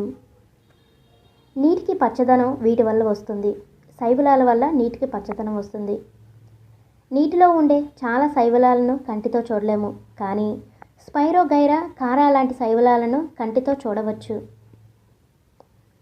వాతావరణంలోని ప్రాణవాయువులో సగభాగం ఇవే ఉత్పత్తి చేస్తాయి. సూక్ష్మ శైవలాలు లేదా మైక్రో ఆల్గే సంక్లిష్ట పదార్థాలను సరళ పదార్థాలుగా మార్చి నేల సారాన్ని పెంచడంలో సహాయపడేవి. సూక్ష్మ ఆర్థ్రోపోడ్. ఇవి జీవ పదార్థాన్ని కుళ్ళిపోయేలా చేస్తాయి. సూక్ష్మ ఆర్థ్రోపోడ్. వీటిని కీళ్ళు గల కాళ్ళున్న జీవులను కూడా అంటారు. Micro Arthropoda. ఈ క్రింది వాణిలో బ్యాక్టీరియా వల్ల వచ్చే వ్యాధులు చాలా ఇంపార్టెంట్ టీచర్స్. బ్యాక్టీరియా వల్ల వచ్చే వ్యాధులేంటి, వైరస్ వల్ల వచ్చే వ్యాధులేంటి, ప్రోటోజా వల్ల వచ్చే వ్యాధులేంటి, ఇలా క్వశ్చన్స్ అడిగే అవకాశం చాలా ఎక్కువగా ఉంది. కాబట్టి ఒకసారి జాగ్రత్తగా వినండి టీచర్స్. క్రింది వాణిలో బ్యాక్టీరియా వల్ల వచ్చే వ్యాధి కానిది అని క్వశ్చన్ కూడా అడగొచ్చు. సో ఇప్పుడు బ్యాక్టీరియాలో వచ్చే వ్యాధులు చూద్దాం. క్షయ లేదా ట్యూబర్క్యులోసిస్, కలరా లేదా టైఫాయిడ్, డిప్తీరియా, కుష్టు, ధనుర్వాతం, కోరింత దగ్గు. Next one.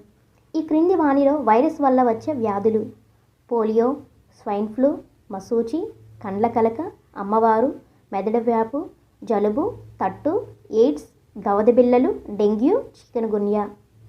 సజీవ కణము బయట ఉన్నప్పుడు నిర్జీవులుగా ప్రవర్తించే జీవులు వైరస్లు.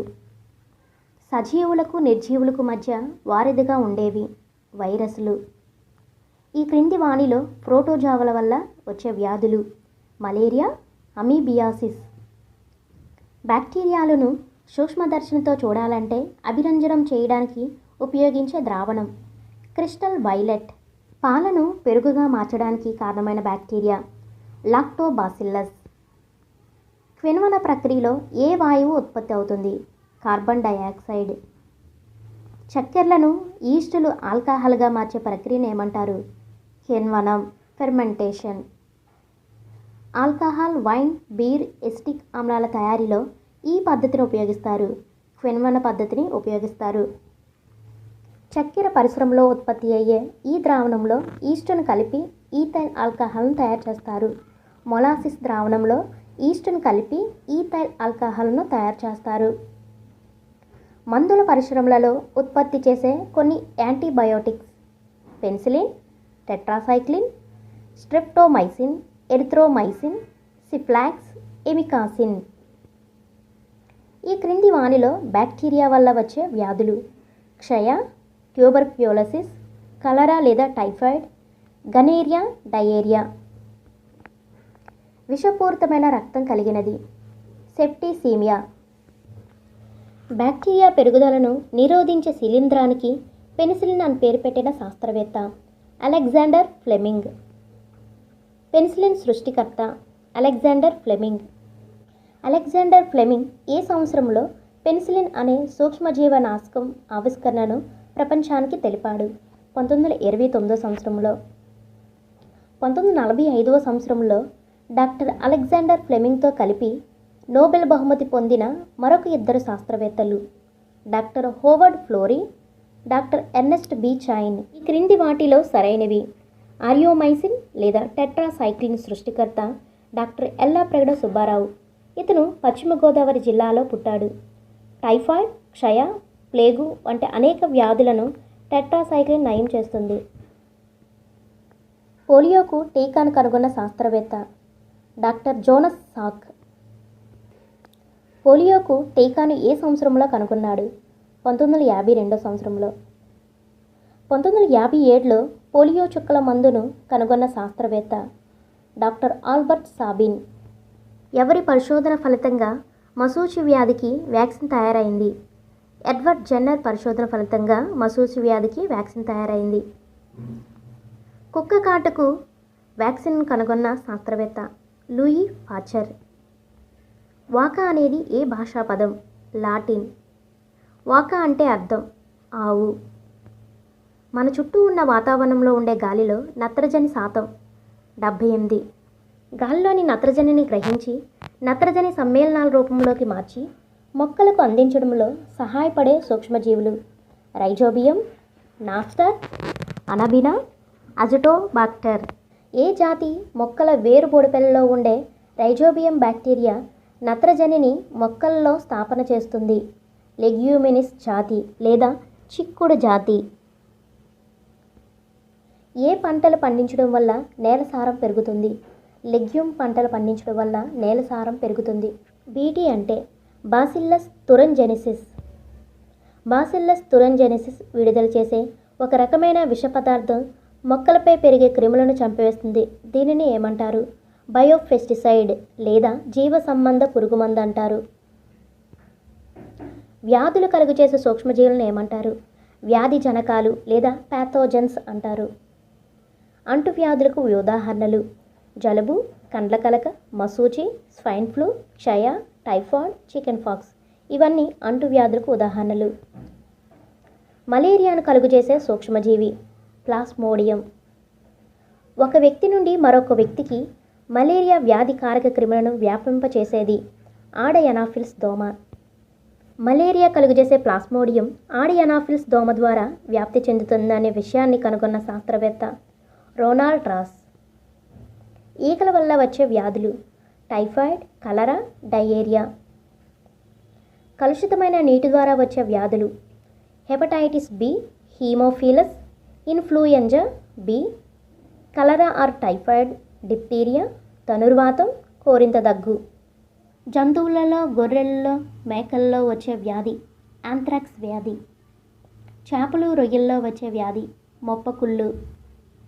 కోళ్ళల్లో వచ్చే వ్యాధి ఫౌల్ పాక్స్, బర్డ్ ఫ్లూ.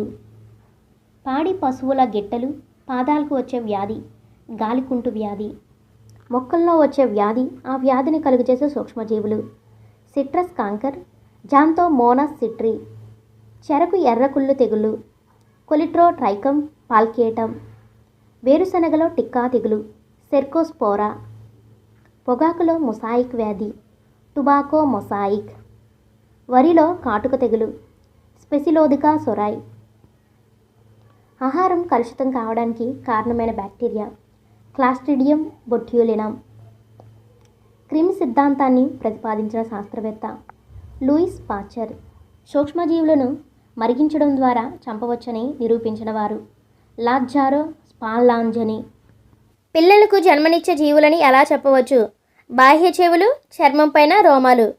సాధారణంగా చెవులు బయటికి కనిపించేవి కానీ చర్మంపై రోమాలు ఉన్న జంతువులు పిల్లల్ని కంటాయన్నమాట. వీటినే శిశుత్పాదకాలు అంటారు. ఈ క్రింది వాక్యాలను పరిశీలిస్తే పిల్లలను కనే జంతువులను శిశుత్పాదకాలు అంటారు, గుడ్లు పెట్టే జంతువులను అండోత్పాదకాలు అంటారు. పిల్లలకు జన్మనిచ్చే జీవులకు ఉదాహరణ ఆవు, కుక్క, మానవుడు, ఇంకా చాలా జీవులు ఉన్నాయి పిల్లలకు జన్మనిచ్చే జీవులు. అండోత్పాదకాలకు ఉదాహరణ కోడి, కప్ప, బల్లి, సీతాకోకచిలుక. రీప్రొడక్షన్ అనగా ప్రత్యుత్పత్తి అంటే ఏంటి? ఒక జీవి నుండి మొక్క లేదా జంతువు అవే పోలికలున్న మరొక జీవి పుట్టడాన్ని ప్రత్యుత్పత్తి అంటారు, రీప్రొడక్షన్ అంటారు. ఒక జీవి యొక్క లక్షణాలను తర్వాతి తరానికి చేరవేసి శాశ్వతంగా ఉంచేటట్లుగా దోహదపడే ప్రక్రియ ప్రత్యుత్పత్తి. సాధారణంగా జీవులు ఎన్ని విధాలుగా ప్రత్యుత్పత్తి జరుపుకుంటాయి? 2 విధాలుగా, లైంగిక ప్రత్యుత్పత్తి, అలైంగిక ప్రత్యుత్పత్తి.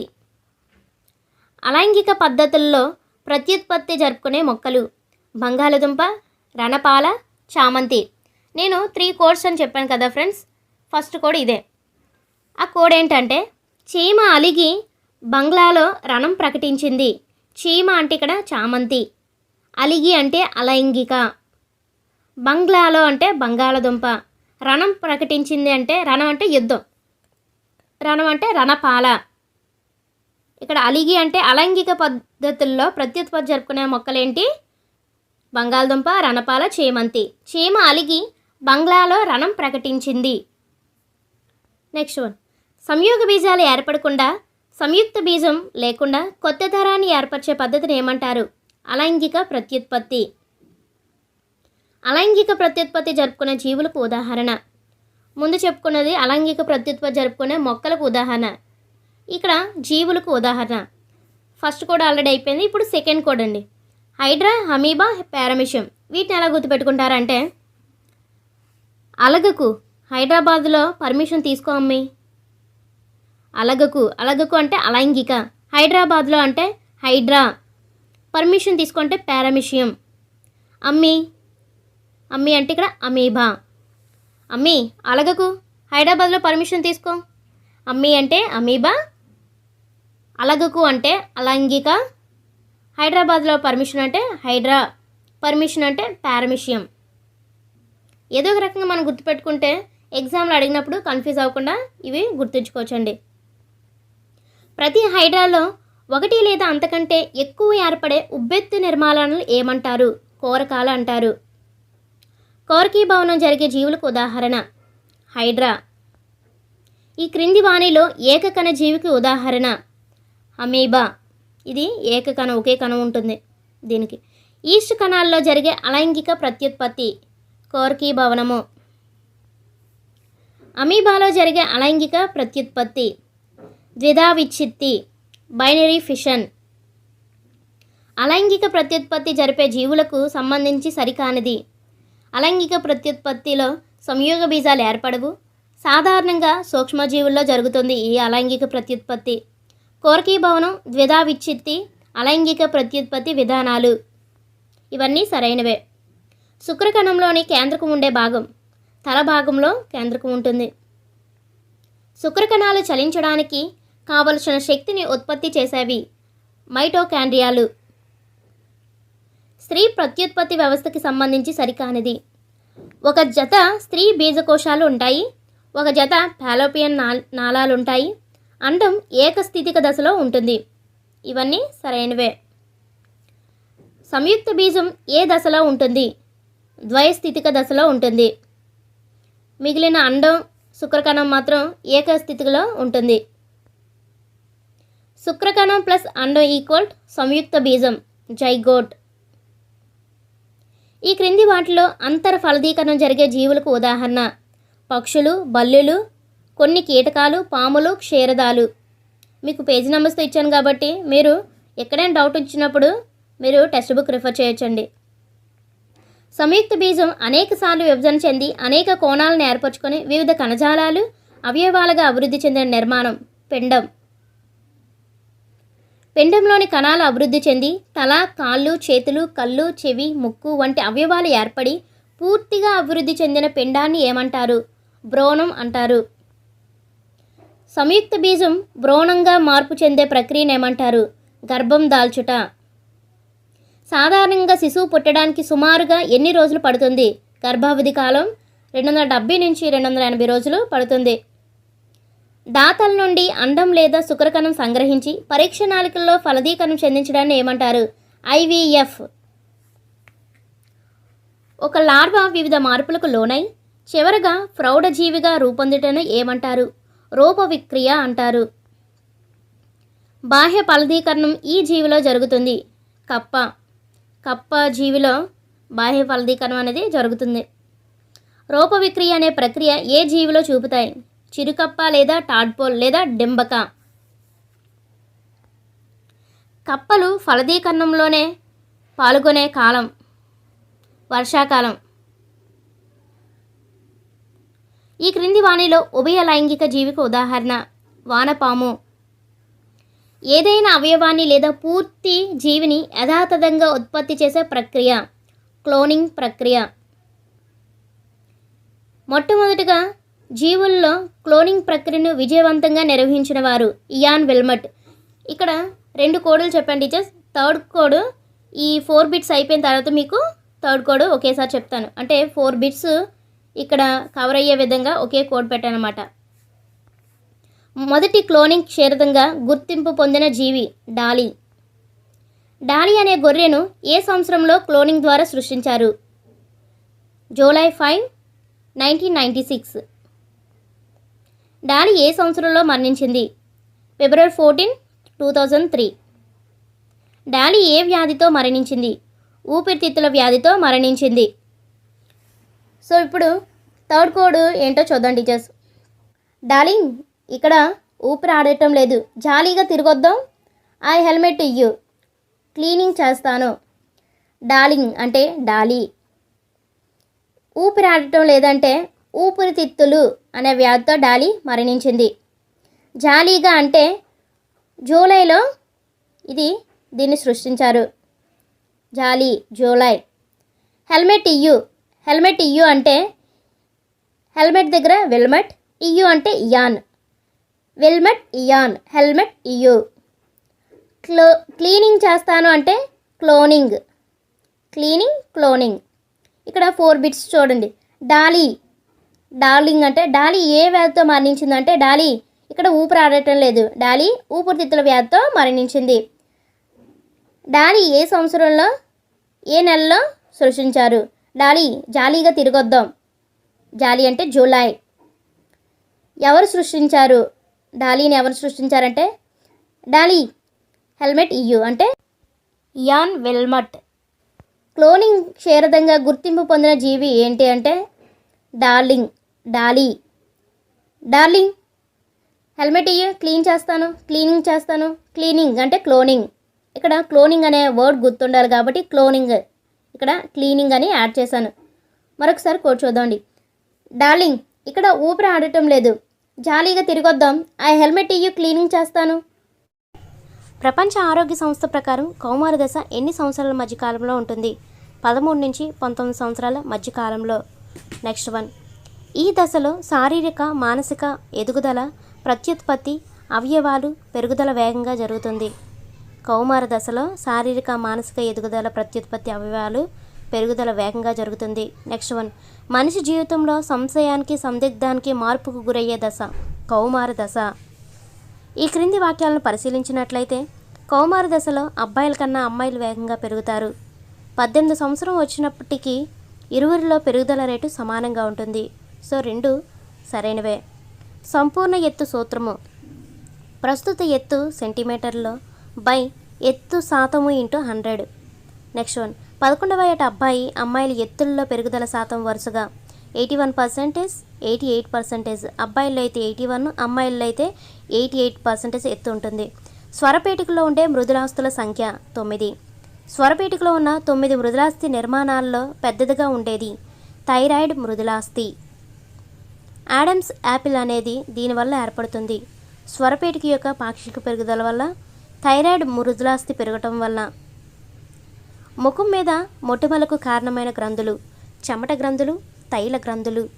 నెక్స్ట్ వన్, పుట్టుకతో పిల్లల్ని ఆడ లేదా మగ అని గుర్తించడానికి సహాయపడే లక్షణాలను ఏమంటారు? ప్రాథమిక లైంగిక లక్షణాలు లేదా primary sexual characters. Next one, ప్రత్యుత్పత్తి జరిపే శక్తి ప్రారంభమయ్యే వయసు. ఖచ్చితమైన వయసు అంటూ ఏమీ ఉండదు. సాధారణంగా 11 నుంచి 15 ఏళ్ల మధ్యకాలంలో మొదలవుతుంది. ఒక్కొక్కరిలో ఒక్కో రకంగా ఉంటుంది. వాతావరణం, తీసుకునే ఆహారం, వంశపారంపర్యంపై ఆధారపడి ఉంటుంది.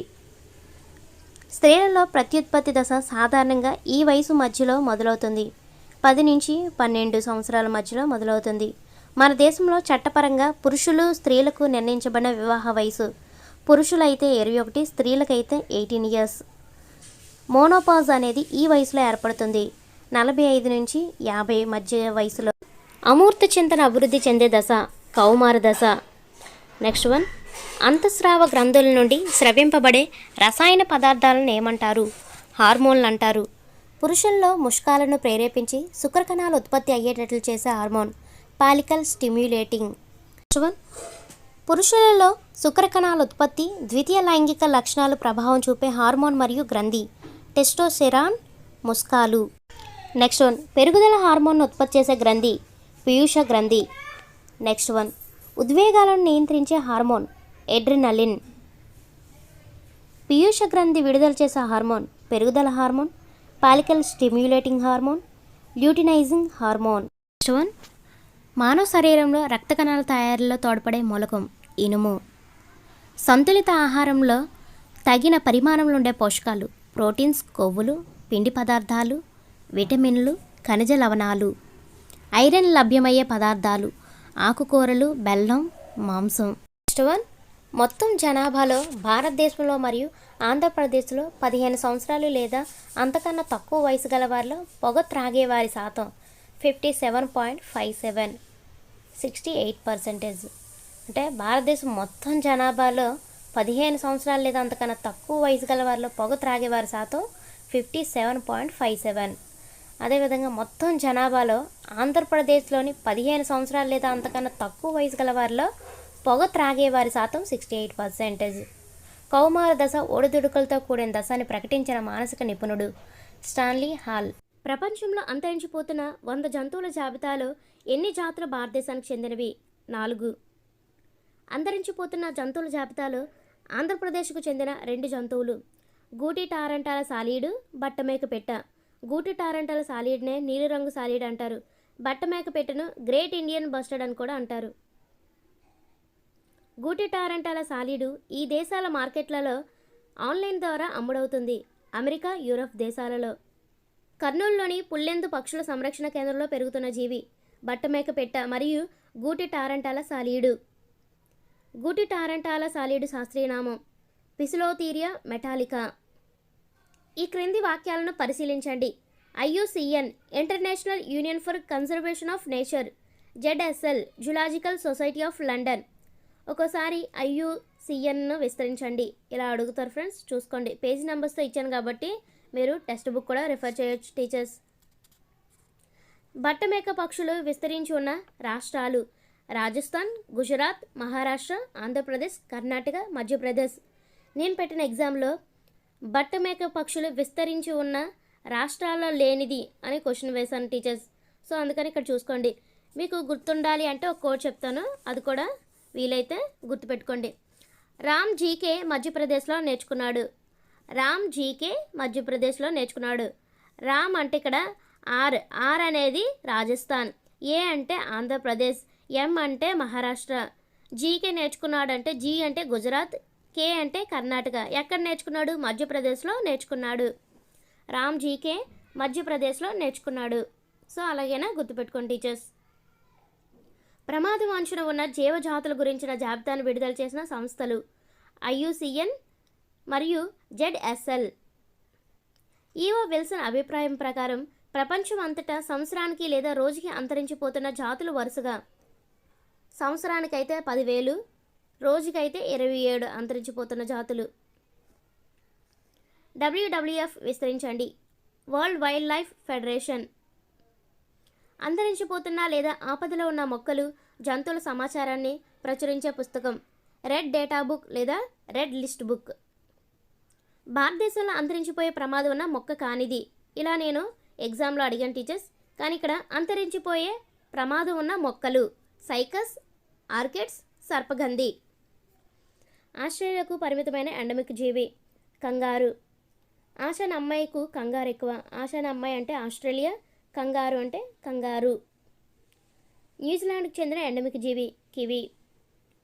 న్యూ కివి పళ్ళు తీసుకురా అలాగైనా గుర్తుపెట్టుకోండి, లేదా నోకియా అని గుర్తుపెట్టుకోండి. న్యూ కివి పళ్ళు అంటే న్యూ అంటే న్యూజిలాండ్, కివి అంటే కివి.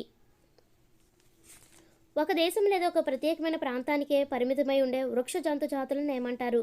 ఎండమిక్ జాతులు అంటారు. భారతదేశంలోని ఎండమిక్ జాతులను ఉభయచరాల శాతం 62%. భారతదేశంలోని ఎండమిక్ జాతులైన బల్లులు లేదా సరీసృపాల శాతం 50%.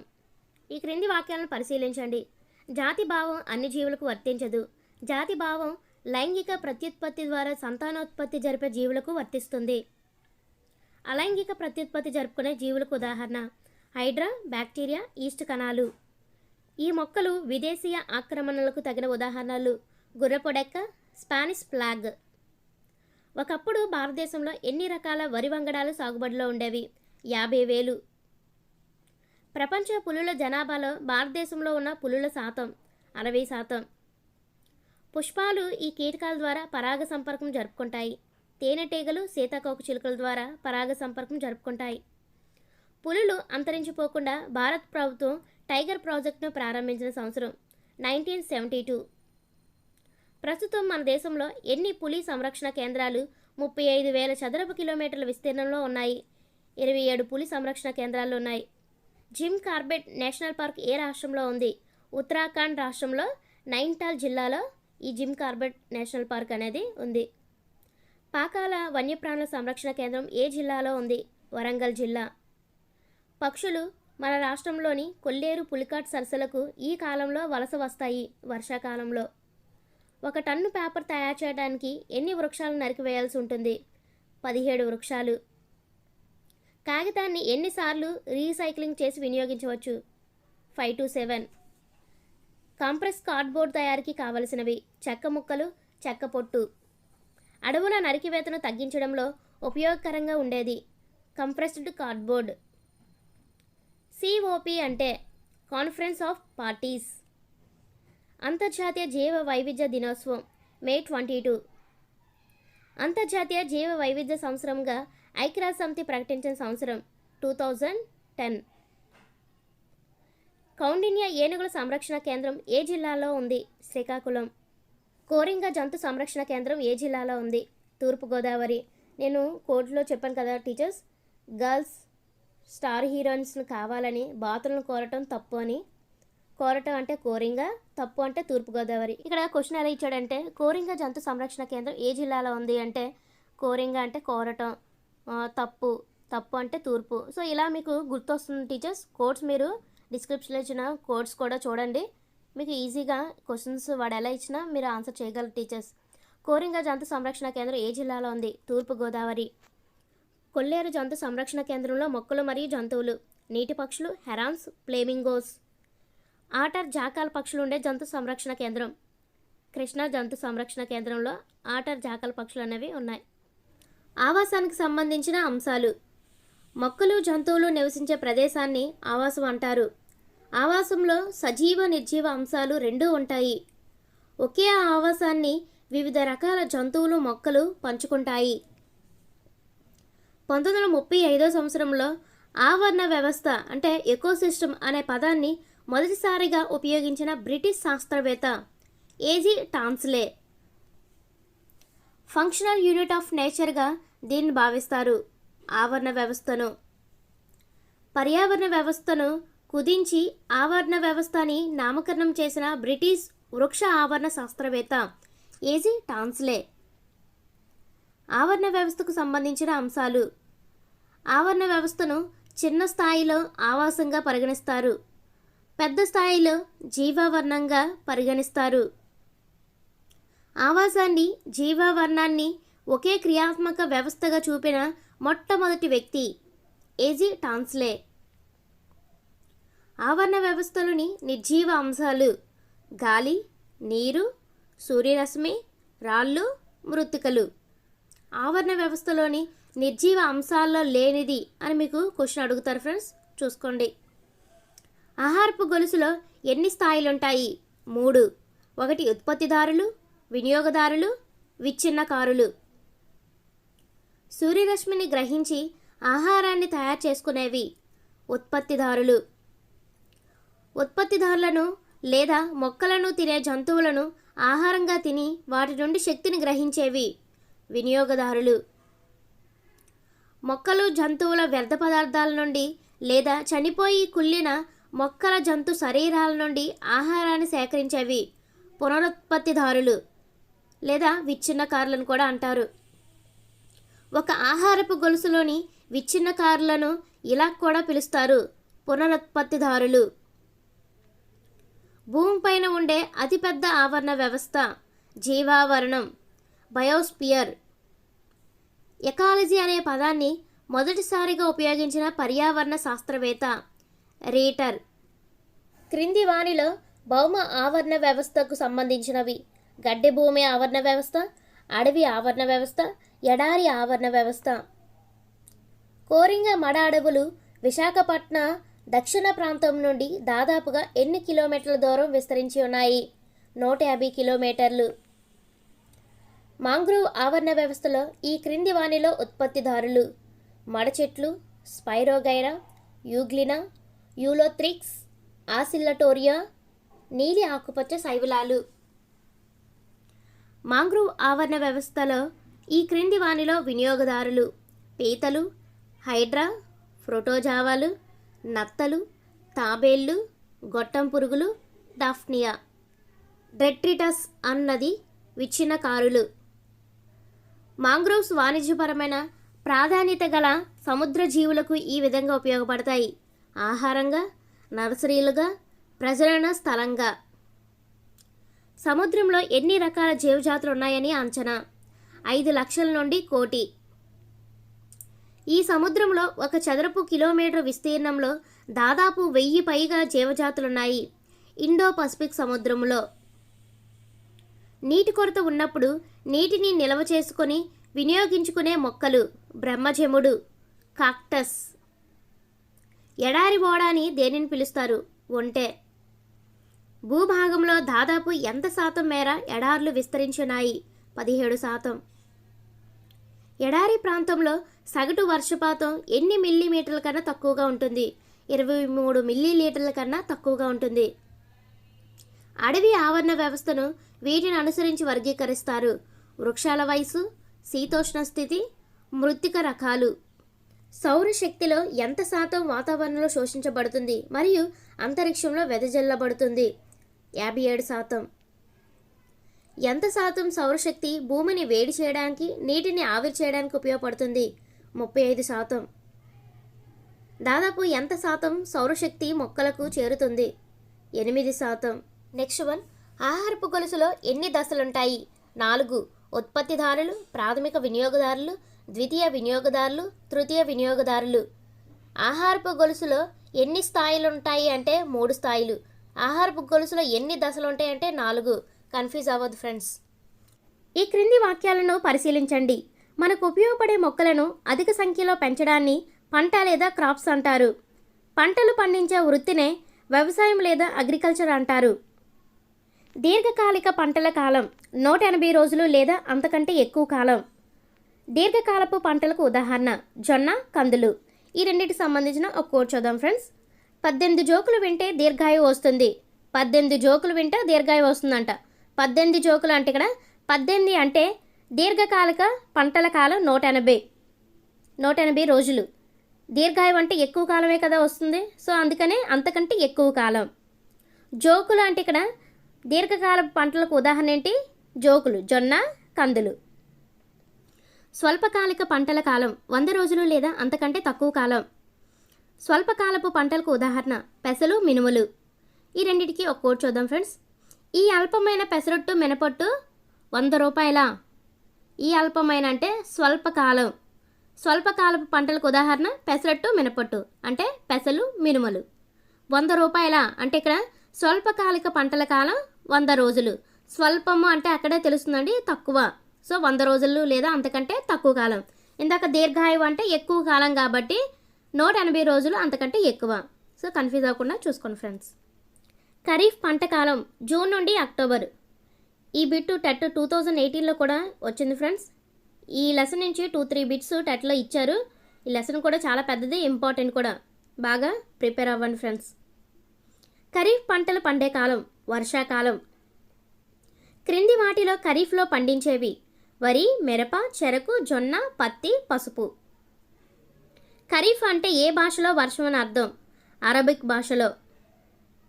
వర్షాకాలంలో అనగా జూన్ నుంచి అక్టోబర్ మధ్య పండే పంటలను ఏమంటారు? ఖరీఫ్ పంటలు అంటారు. రబీ పంటలు పండే కాలం శీతాకాలం. రబీ పంట కాలం అక్టోబర్ నుండి మార్చి.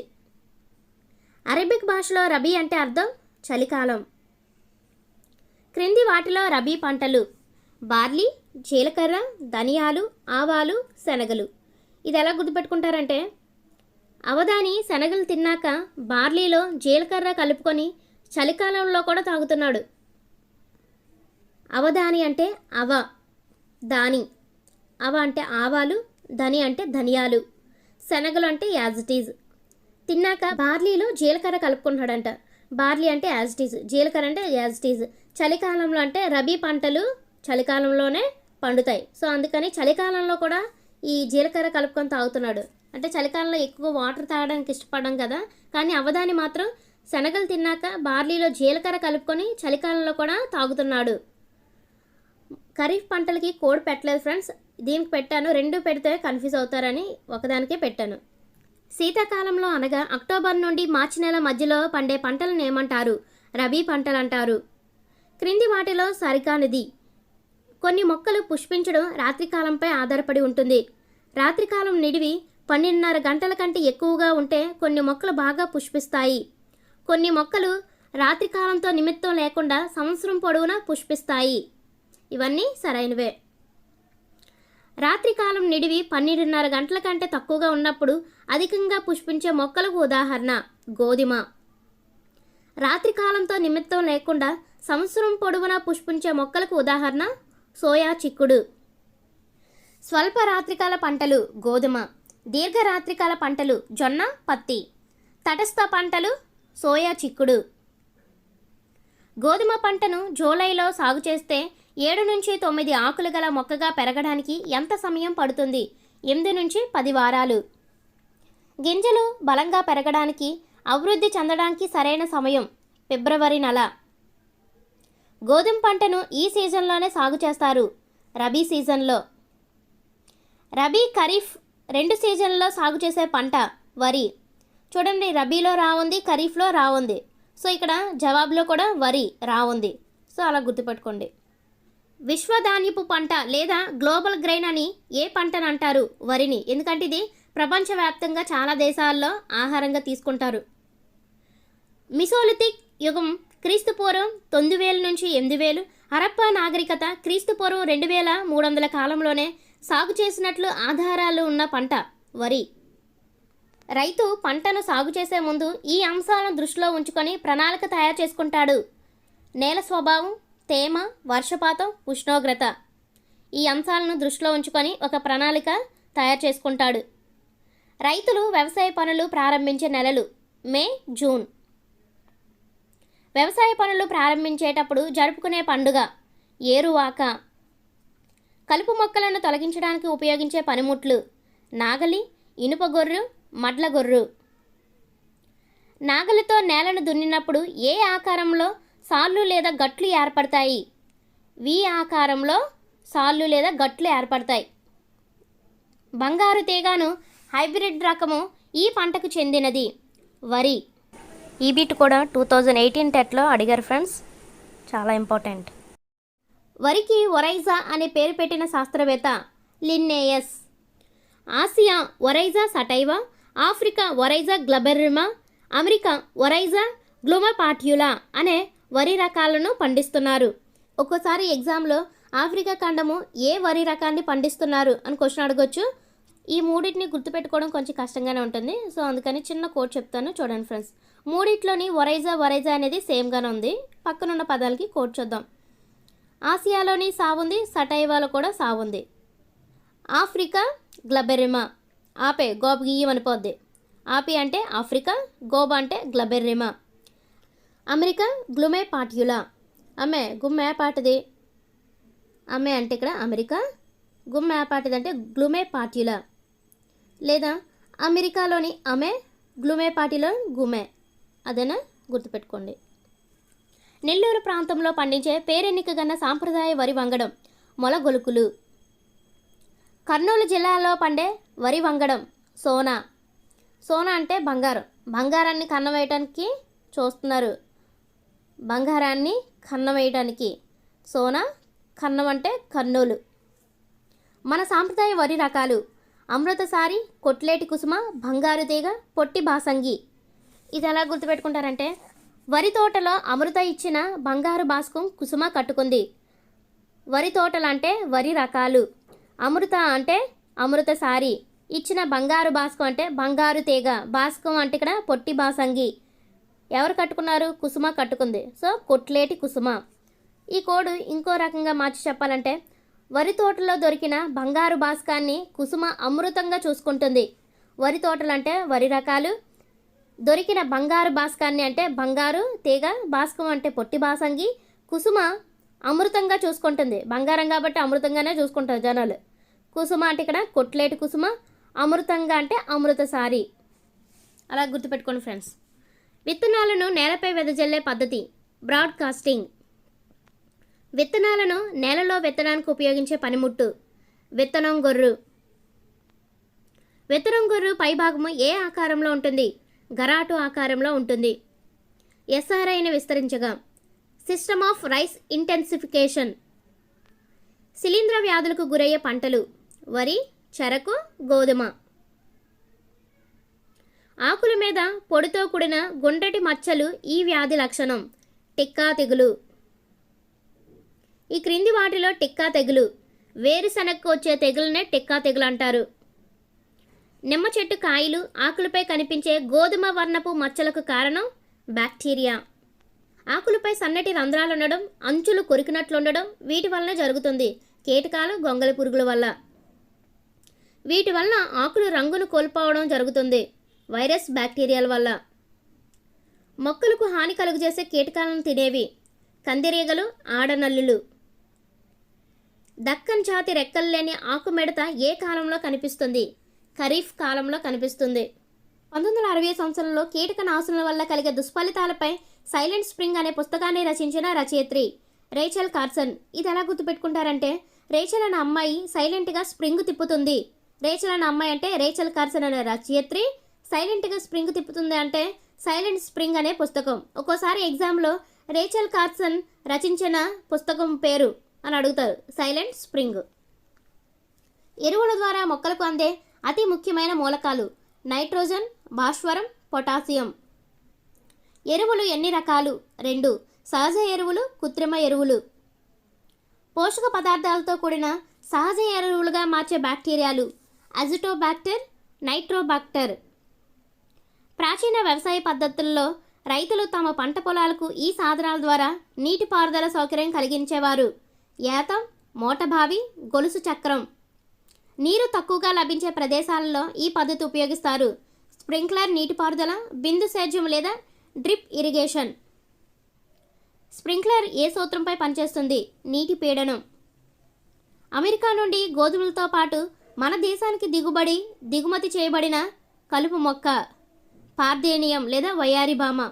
దీన్ని ఉప్పు నీరు చల్లటి ద్వారా సులభంగా చంపవచ్చట. ఈ క్రింది వాక్యాలను పరిశీలించినట్లయితే, రైతులు కొన్ని కలుపు మొక్కల్ని గుంటిక లేదా దంతితో తొలగిస్తారు. ద్విదళ బీజ కలుపు మొక్కల నివారణకు ఉపయోగించే కలుపు నాశిని 2,4-డైక్లోరోఫెనాక్సీ ఎసిటిక్ ఆమ్లం. పాలు, మాంసం మరియు ఇతర ఉపయోగకరమైన పదార్థాల కొరకు పశువులకు ఆహారాన్ని అందజేసి వసతిని రక్షణ కల్పించడాన్ని ఏమంటారు? పశుపోషణ.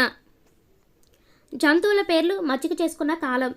కుక్క క్రీస్తుపూర్వం 30,000 నుంచి 7,000. గొర్రె క్రీస్తుపూర్వం 11,000 నుంచి 9,000.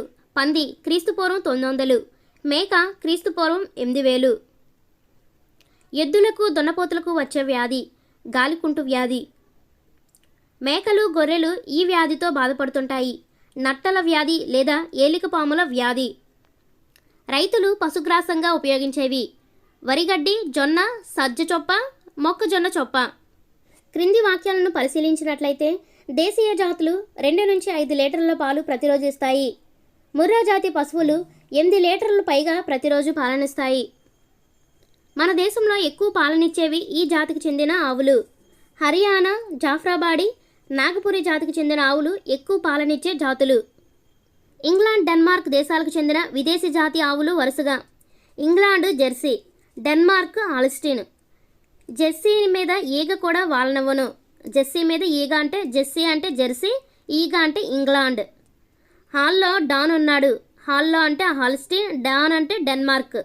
మరి పెద్దగా కోడేం ఉండదు, కానీ జస్ట్ గుర్తుపెట్టుకోవడానికి చిన్న కోడిది. మన దేశంలో మొత్తం పాల ఉత్పత్తిలో ప్రధాన పాత్ర వహించేవి ఆవులు. మన దేశంలో ఇతర పాల ఉత్పత్తులను తయారు చేయడానికి ఎంత శాతం పాలను వాడతారు? 60%. పాలలోని రోగకారక జీవులను నాశనం చేయటాన్ని ఏమంటారు? పాశ్చరైజేషన్. పాశ్చరైజేషన్ పద్ధతిలో పాలను ఎన్ని డిగ్రీల వద్ద 30 నిమిషాల పాటు వేడి చేస్తారు? 72 degrees.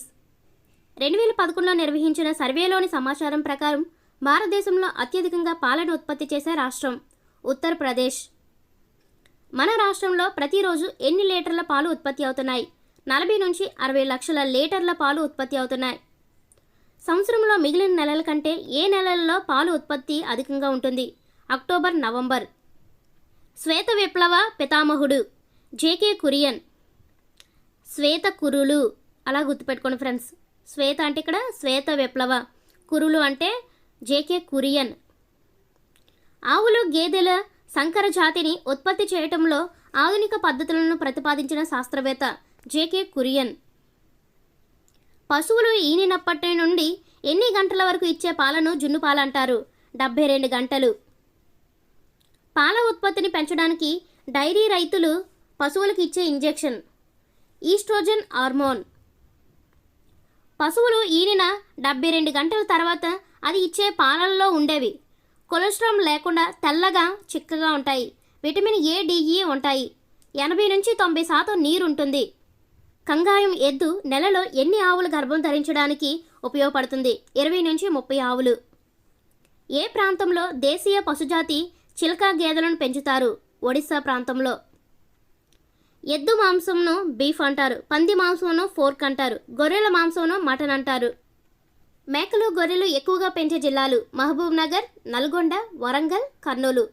ఇది ఎలా గుర్తుపెట్టుకుంటారంటే, మా బాబు నల్లగా ఉన్న మేకలు, గొర్రెలను కన్నం వేయడానికి గల్లీలో తిరుగుతుంటాడు. మా బాబు అంటే మహబూబ్ నగర్, నల్లగా ఉన్న అంటే నల్గొండ, మేకలు, గొర్రెలను అంటే యాజ్టీజ్, కన్నం వేయడానికి, కన్నం అంటే కర్నూలు. మ్యాక్సిమం కర్నూలుని కన్నం వేయడానికి అనే కోడ్ యూస్ చేస్తున్నాం ఫ్రెండ్స్. నెక్స్ట్, వరాతో గల్లీలో తిరుగుతుంటాడు లేదా గల్లీలో తిరుగుతుంటాడంటే గల్లీ అంటే వరంగల్. ప్రపంచవ్యాప్తంగా ఎన్ని మిలియన్ల కోళ్లను గుడ్లు, మాంసం కోసం పెంచుతున్నారు? 50 మిలియన్ల కోళ్లను గుడ్లు, మాంసం కోసం పెంచుతున్నారు. ప్రపంచంలో కోడిగుడ్ల ఉత్పత్తిలో మరియు మాంసం ఉత్పత్తిలో భారతదేశం ఆక్రమించుకున్న స్థానాలు వరుసగా కోడిగుడ్ల ఉత్పత్తిలో 4వ స్థానము, మాంసం ఉత్పత్తిలో 5వ స్థానాన్ని ఆక్రమించుకుంది. మన దేశంలో సంవత్సరానికి ఉత్పత్తి అయ్యే గుడ్ల సంఖ్య 41.06 మిలియన్లు. మన దేశంలో సంవత్సరానికి ఎన్ని కిలోల మాంసం ఉత్పత్తి అవుతుంది? 1000 మిలియన్లు. కోళ్ల పెంపక కేంద్రాలు 2 రకాలుగా ఉంటాయి. ఒకటి గుడ్లు ఉత్పత్తి, మరొకటి మాంసం ఉత్పత్తికి చెందినవి. బాయిలర్లను మాంసం కోసం పెంచుతారు, లేయర్లను గుడ్ల కోసం పెంచుతారు. బాయిలర్ కోళ్లు పెరగడానికి పట్టిన సమయం 6 నుంచి 8 వారాలు. మాంసాన్నిచ్చే విదేశీ రకం కోళ్లు New Hampshire, Plymouth, Rhode Island Red, Ancona, White Leghorn. ఇది ఎలా గుర్తుపెట్టుకుంటామంటే విదేశాల్లో వద్దు, న్యూ వైట్ రోడ్ మీద ప్లే ఆడదామను. విదేశాల్లో వద్దు అంటే విదేశీ రకం కోళ్ళు. న్యూ అంటే న్యూ హాంప్షైర్, వైట్ అంటే వైట్ లెగ్ హార్న్, రోడ్డు మీద రోడ్ ఐలాండ్ రెడ్, ప్లే ఆడదాం అను, ప్లే మౌత్, అను అంటే అనోకా. ఇలా గుర్తుపెట్టుకోండి ఫ్రెండ్స్, విదేశాల్లో వద్దు, న్యూ వైట్ రోడ్ మీద ప్లే ఆడదాం అను. ఎగ్జామ్స్లో మాంసాన్ని ఇచ్చే విదేశీ రకం కోళ్ళలో లేనిది లేదా దేశవాళీ రకాల్లో లేనిది అలా కూడా అడుగుతారు, చూసుకోండి ఫ్రెండ్స్. ఎందుకంటే దేశవాళీ రకాలు ఉంటాయి, విదేశీ రకం కోళ్ళు ఉంటాయి. ఒకటి గుర్తుపెట్టుకుంటే మిగతావి ఈజీగా ఐడెంటిఫై చేయొచ్చు. సాధారణంగా లేయర్స్ వాటి జీవితకాలంలో ఎన్ని గుడ్లు పడతాయి? 300 నుంచి 350. క్రింది వాటిలో దేశవాళీ రకం కోడి, ముందు చెప్పుకున్నాం కదా, అవి విదేశీ రకం కోళ్ళు, ఇవి దేశవాళీ రకం కోళ్ళు. ఆసిల్, కడక్నాథ్, చిత్తాగాంగ్, బ్రూసా, లాంగ్సాన్. అది ముందు పెట్టుకున్నాం కదా కోడు, దీన్ని కూడా పెడితే కన్ఫ్యూజ్ అవుతారు కాబట్టి దీనికి పెట్టలేదు ఫ్రెండ్స్. అది గుర్తుంటే ఈజీగా ఇది ఐడెంటిఫై చేసేయచ్చు. కోడి పందాల కొరకు పెంచే కోడి ఆసిల్ లేదా బెరసు కోడి. ఇది ఎలా గుర్తుపెట్టుకుంటారంటే కోడి పందాలంటే ఆషామాసి కాదు, బెరసు కొట్టిందంటే అంతే. ఆషామాసి కాదంటే ఆసిల్, బెరసు కొట్టిందంటే ఒక్కోసారి బెరసు కోడి అని కూడా ఇస్తారు ఆప్షన్లో. మీకు గుర్తుండాలని చెప్పి బెరసు కొట్టిందని ఇక్కడ యాడ్ చేశాను అనమాట. బెరసు కొట్టిందంటే అంతే, బెరస కోడి. ఇది చాలా ఇంపార్టెంట్ ఈ బిట్ ఫ్రెండ్స్. 2018లో ఇచ్చారు, ఇలా ఇచ్చారు: పోరాడే తత్వం, అధిక శక్తి, ధీరత్వం కలిగి ఉన్న కోడి ఆసిల్ లేదా బెరసు కోడి. కోడి పందాలంటేనే మీకు ఈజీగా బెరసు కోడి అని గుర్తు రావాలి, ఎందుకంటే కోడి పందాలంటే ఆషామాషి కాదు, బెరసు కొట్టిందంటే అంతే. కృత్రిమంగా గుడ్లను పొదిగించడానికి వాడే యంత్రము ఇంక్యుబేటర్స్. జనవరి, ఏప్రిల్ నెలలో గుడ్ల ధరలు అధికంగా ఉండడానికి గల కారణం గుడ్లను పొదగడానికి అనుకూల ఉష్ణోగ్రత ఉండటం. అంటే ఈ కాలంలో గుడ్లను ఎక్కువగా పొదగడానికి ఉపయోగిస్తారు. గుడ్లు పొదగడానికి అనుకూలంగా ఉండే ఉష్ణోగ్రత 37 నుంచి 38 డిగ్రీలు. ఎన్ఈసిసి అనగా national egg coordination committee. Emu పక్షి ఈ దేశానికి చెందినది, ఆస్ట్రేలియా. ఆశకు అంతే లేదు, ఎప్పుడు ఇమ్ము ఇమ్ము అనే ఉంటుంది. ఇమ్ము ఇమ్ము అంటే ఈము పక్షి, ఆశకు అంతే లేదంటే ఆస్ట్రేలియా. అంటే చిన్న చిన్న కోడ్స్, పెద్ద ఏం కాదు, కాకపోతే గుర్తుపెట్టుకుంటారని అలా చెప్తున్నాను. ఈము పక్షికి సంబంధించినవి సరైనవి. ఉష్ణపక్షి తర్వాత అతిపెద్ద పక్షి. ఇది 50 కిలోగ్రాముల బరువు మరియు గంటకు 40 మైళ్ళ వేగంతో పరిగెడుతుంది. ఆదిలాబాద్, మెదక్, నల్గొండ జిల్లాల్లో వీటి పెంపకం ఎక్కువ. తేనెను పారిశ్రామికంగా ఉత్పత్తి చేయడాన్ని ఏమంటారు? ఎపికల్చర్ అంటారు. తేనె ఉత్పత్తి కోసం మాత్రమే కాకుండా పంటలు పరాగ సంపర్కంలో కూడా తోడ్పడే పరిశ్రమ ఎపికల్చర్. భారతదేశంలో ఎన్ని రకాల తేనెటీగ జాతులు గుర్తించబడ్డాయి? 5 రకాలు: Apis dorsata, Apis indica, Apis florea, Apis melipona, Apis trigona. ఈ క్రింది వాక్యాలను పరిశీలించినట్లయితే ఎపిస్ సెరేనా అనేది భారతీయ తేనెటీగ, ఎపిస్ మెల్లిపెరా అనేది యూరోపియన్ తేనెటీగ. తేనెటీగల పెంపకం గురించి క్రీస్తుపూర్వం 3000 నుంచి 2000 కాలంలో ఏ వేదంలో తేనెటీగలు మరియు తేనె ప్రస్తావన ఉంది? ఋగ్వేదంలో. 4000 సంవత్సరాల క్రితమే తేనెటీగల వలసలు, తేనెటీగల పెంపకం గురించి తెలిసిన విదేశీయులు ఈజిప్ట్ దేశస్థులు. రాణి ఈగల జీవితకాలం 2 నుంచి 3 సంవత్సరాలు. కూలి ఈగల జీవితకాలం 5 నుంచి 6 వారాలు. డ్రోన్ ఈగల జీవితకాలం 57 రోజులు. రాణి ఈగల ప్రధాన బాధ్యత గుడ్లను పెట్టడం. ఎపిస్ టింక్చర్ అనే హోమియో మందును దేని నుండి తయారు చేస్తున్నారు? తేనెటీగల విషం నుండి. వీటితో అలంకరణ సామాగ్రి, గోళ్ళ, చెప్పుల పాలిష్లను తయారు చేస్తారు తేనెటీగల మైనం నుండి. భారతదేశంలో దాదాపుగా ఎన్ని కిలోమీటర్ల సముద్ర తీరం ఉంది? 7500 కిలోమీటర్లు. సముద్ర చేపల జాతులు: సార్డైన్స్, బాంబేడక్, మ్యాక్కరెల్స్, కాట్ఫిష్, టునా. మంచినీటి చేపల జాతులు: కొరమీను, జెల్ల, బొచ్చెలు, మోసు, తాటాకు చేపలు. ఈ క్రింది వాటిలో సరికానివి: జెల్ల అనే చేపలు ఉపరితల ఆహారాన్ని సేకరిస్తాయి. మోసు అనే చేపలు కుంటలోని మధ్య ప్రాంతంలోని ఆహారాన్ని సేకరిస్తాయి. బురదమట్ట అనే చేపలు కుంట అడుగు భాగాల్లోని ఆహారాన్ని సేకరిస్తాయి. ఇవన్నీ సరైనవే. ఎగ్జామ్స్లో ఎలా అడుగుతారంటే కుంటలోని మధ్య ప్రాంతంలోని ఆహారాన్ని సేకరించే చేపలు. ఆప్షన్స్ జెల్ల, మోసు, బురదమట్ట, పైవన్నీ ఇలా అడుగుతారు ఫ్రెండ్స్. ఒకసారి చూసుకోండి. ఈ క్రింది వాక్యాలను పరిశీలించండి. సముద్రపు కలుపు మొక్కలు సముద్రంలోని ప్రధాన ఆహార వనరు. అగార్ అగార్ అనే సముద్రపు కలుపు మొక్కను పరిశ్రమల్లో పైకో కొల్లాయిడ్గా ఉపయోగిస్తారు. మంచి నీటిలో ఉప్పు నీటిలో చేపల పెంపకాన్ని ఏమంటారు? Aqua culture. క్రింది వాక్యాలను పరిశీలించినట్లయితే మోటార్ వాహనముల చట్టం 1988, కేంద్ర మోటార్ వాహనాల నియమం 1989, కాలుష్య నియంత్రణ సర్టిఫికెట్ కాలపరిమితి 6 నెలలు, గాలి నీరు నేలలోని జీవ భౌతిక రసాయనిక ధర్మాలలో వచ్చిన మార్పునేమంటారు? కాలుష్యం లేదా పొల్యూషన్. క్రింది వాటిలో మౌలిక మూలకాలు basic elements nitrogen, oxygen, carbon dioxide, organ.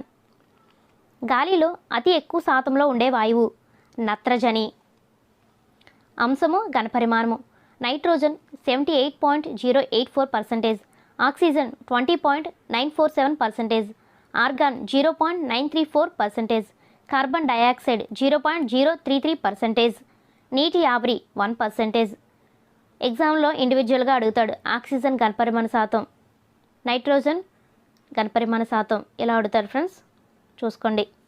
వాతావరణంలో ఉన్న ఎంత శాతం ఆక్సిజన్ అన్ని జీవరాశుల మనుగడకు ఆధారము? 20%. మొక్కల్లో కిరణజన్య సంయోగక్రియకు ఉపయోగపడే కార్బన్ డయాక్సైడ్ యొక్క పరిమాణము 0.033%. మానవ చర్యల వలన కానీ ప్రకృతిలో జరిగే మార్పుల వలన కానీ వాతావరణ సమతుల్యతలో మార్పు సంభవిస్తే దానిని ఏమంటారు? గాలి కాలుష్యం లేదా ఎయిర్ పొల్యూషన్. వాతావరణంలో మార్పులు రావడానికి కారణమైన పదార్థాలను ఏమంటారు? కాలుష్య కారకాలు పొల్యూటెంట్స్. కొన్ని ప్రకృతి వైపరీత్యాల వలన కాలుష్య కారకాలు వాతావరణంలోనికి ప్రవేశిస్తున్నాయి. ఉదాహరణకు అగ్నిపర్వతాలు పేలడం, అడవుల దహనం, ఇసుక తుఫానులు, సునామీలు. శ్వాసకోశ సంబంధమైన జబ్బులు, క్యాన్సర్ లాంటి వ్యాధులకు కారణమైన కాలుష్యం వాయు కాలుష్యం. కాలుష్య కారకాలు 2 రకాలు: ప్రాథమిక కాలుష్య కారకాలు, ద్వితీయ కాలుష్య కారకాలు. ఇంధనాలు మండించడం వల్ల వచ్చే పదార్థాలు వాతావరణంలోని మూలకాలతో చర్య జరపడం వలన ఏర్పడే పదార్థాలను ఏమంటారు? ద్వితీయ కాలుష్య కారకాలు.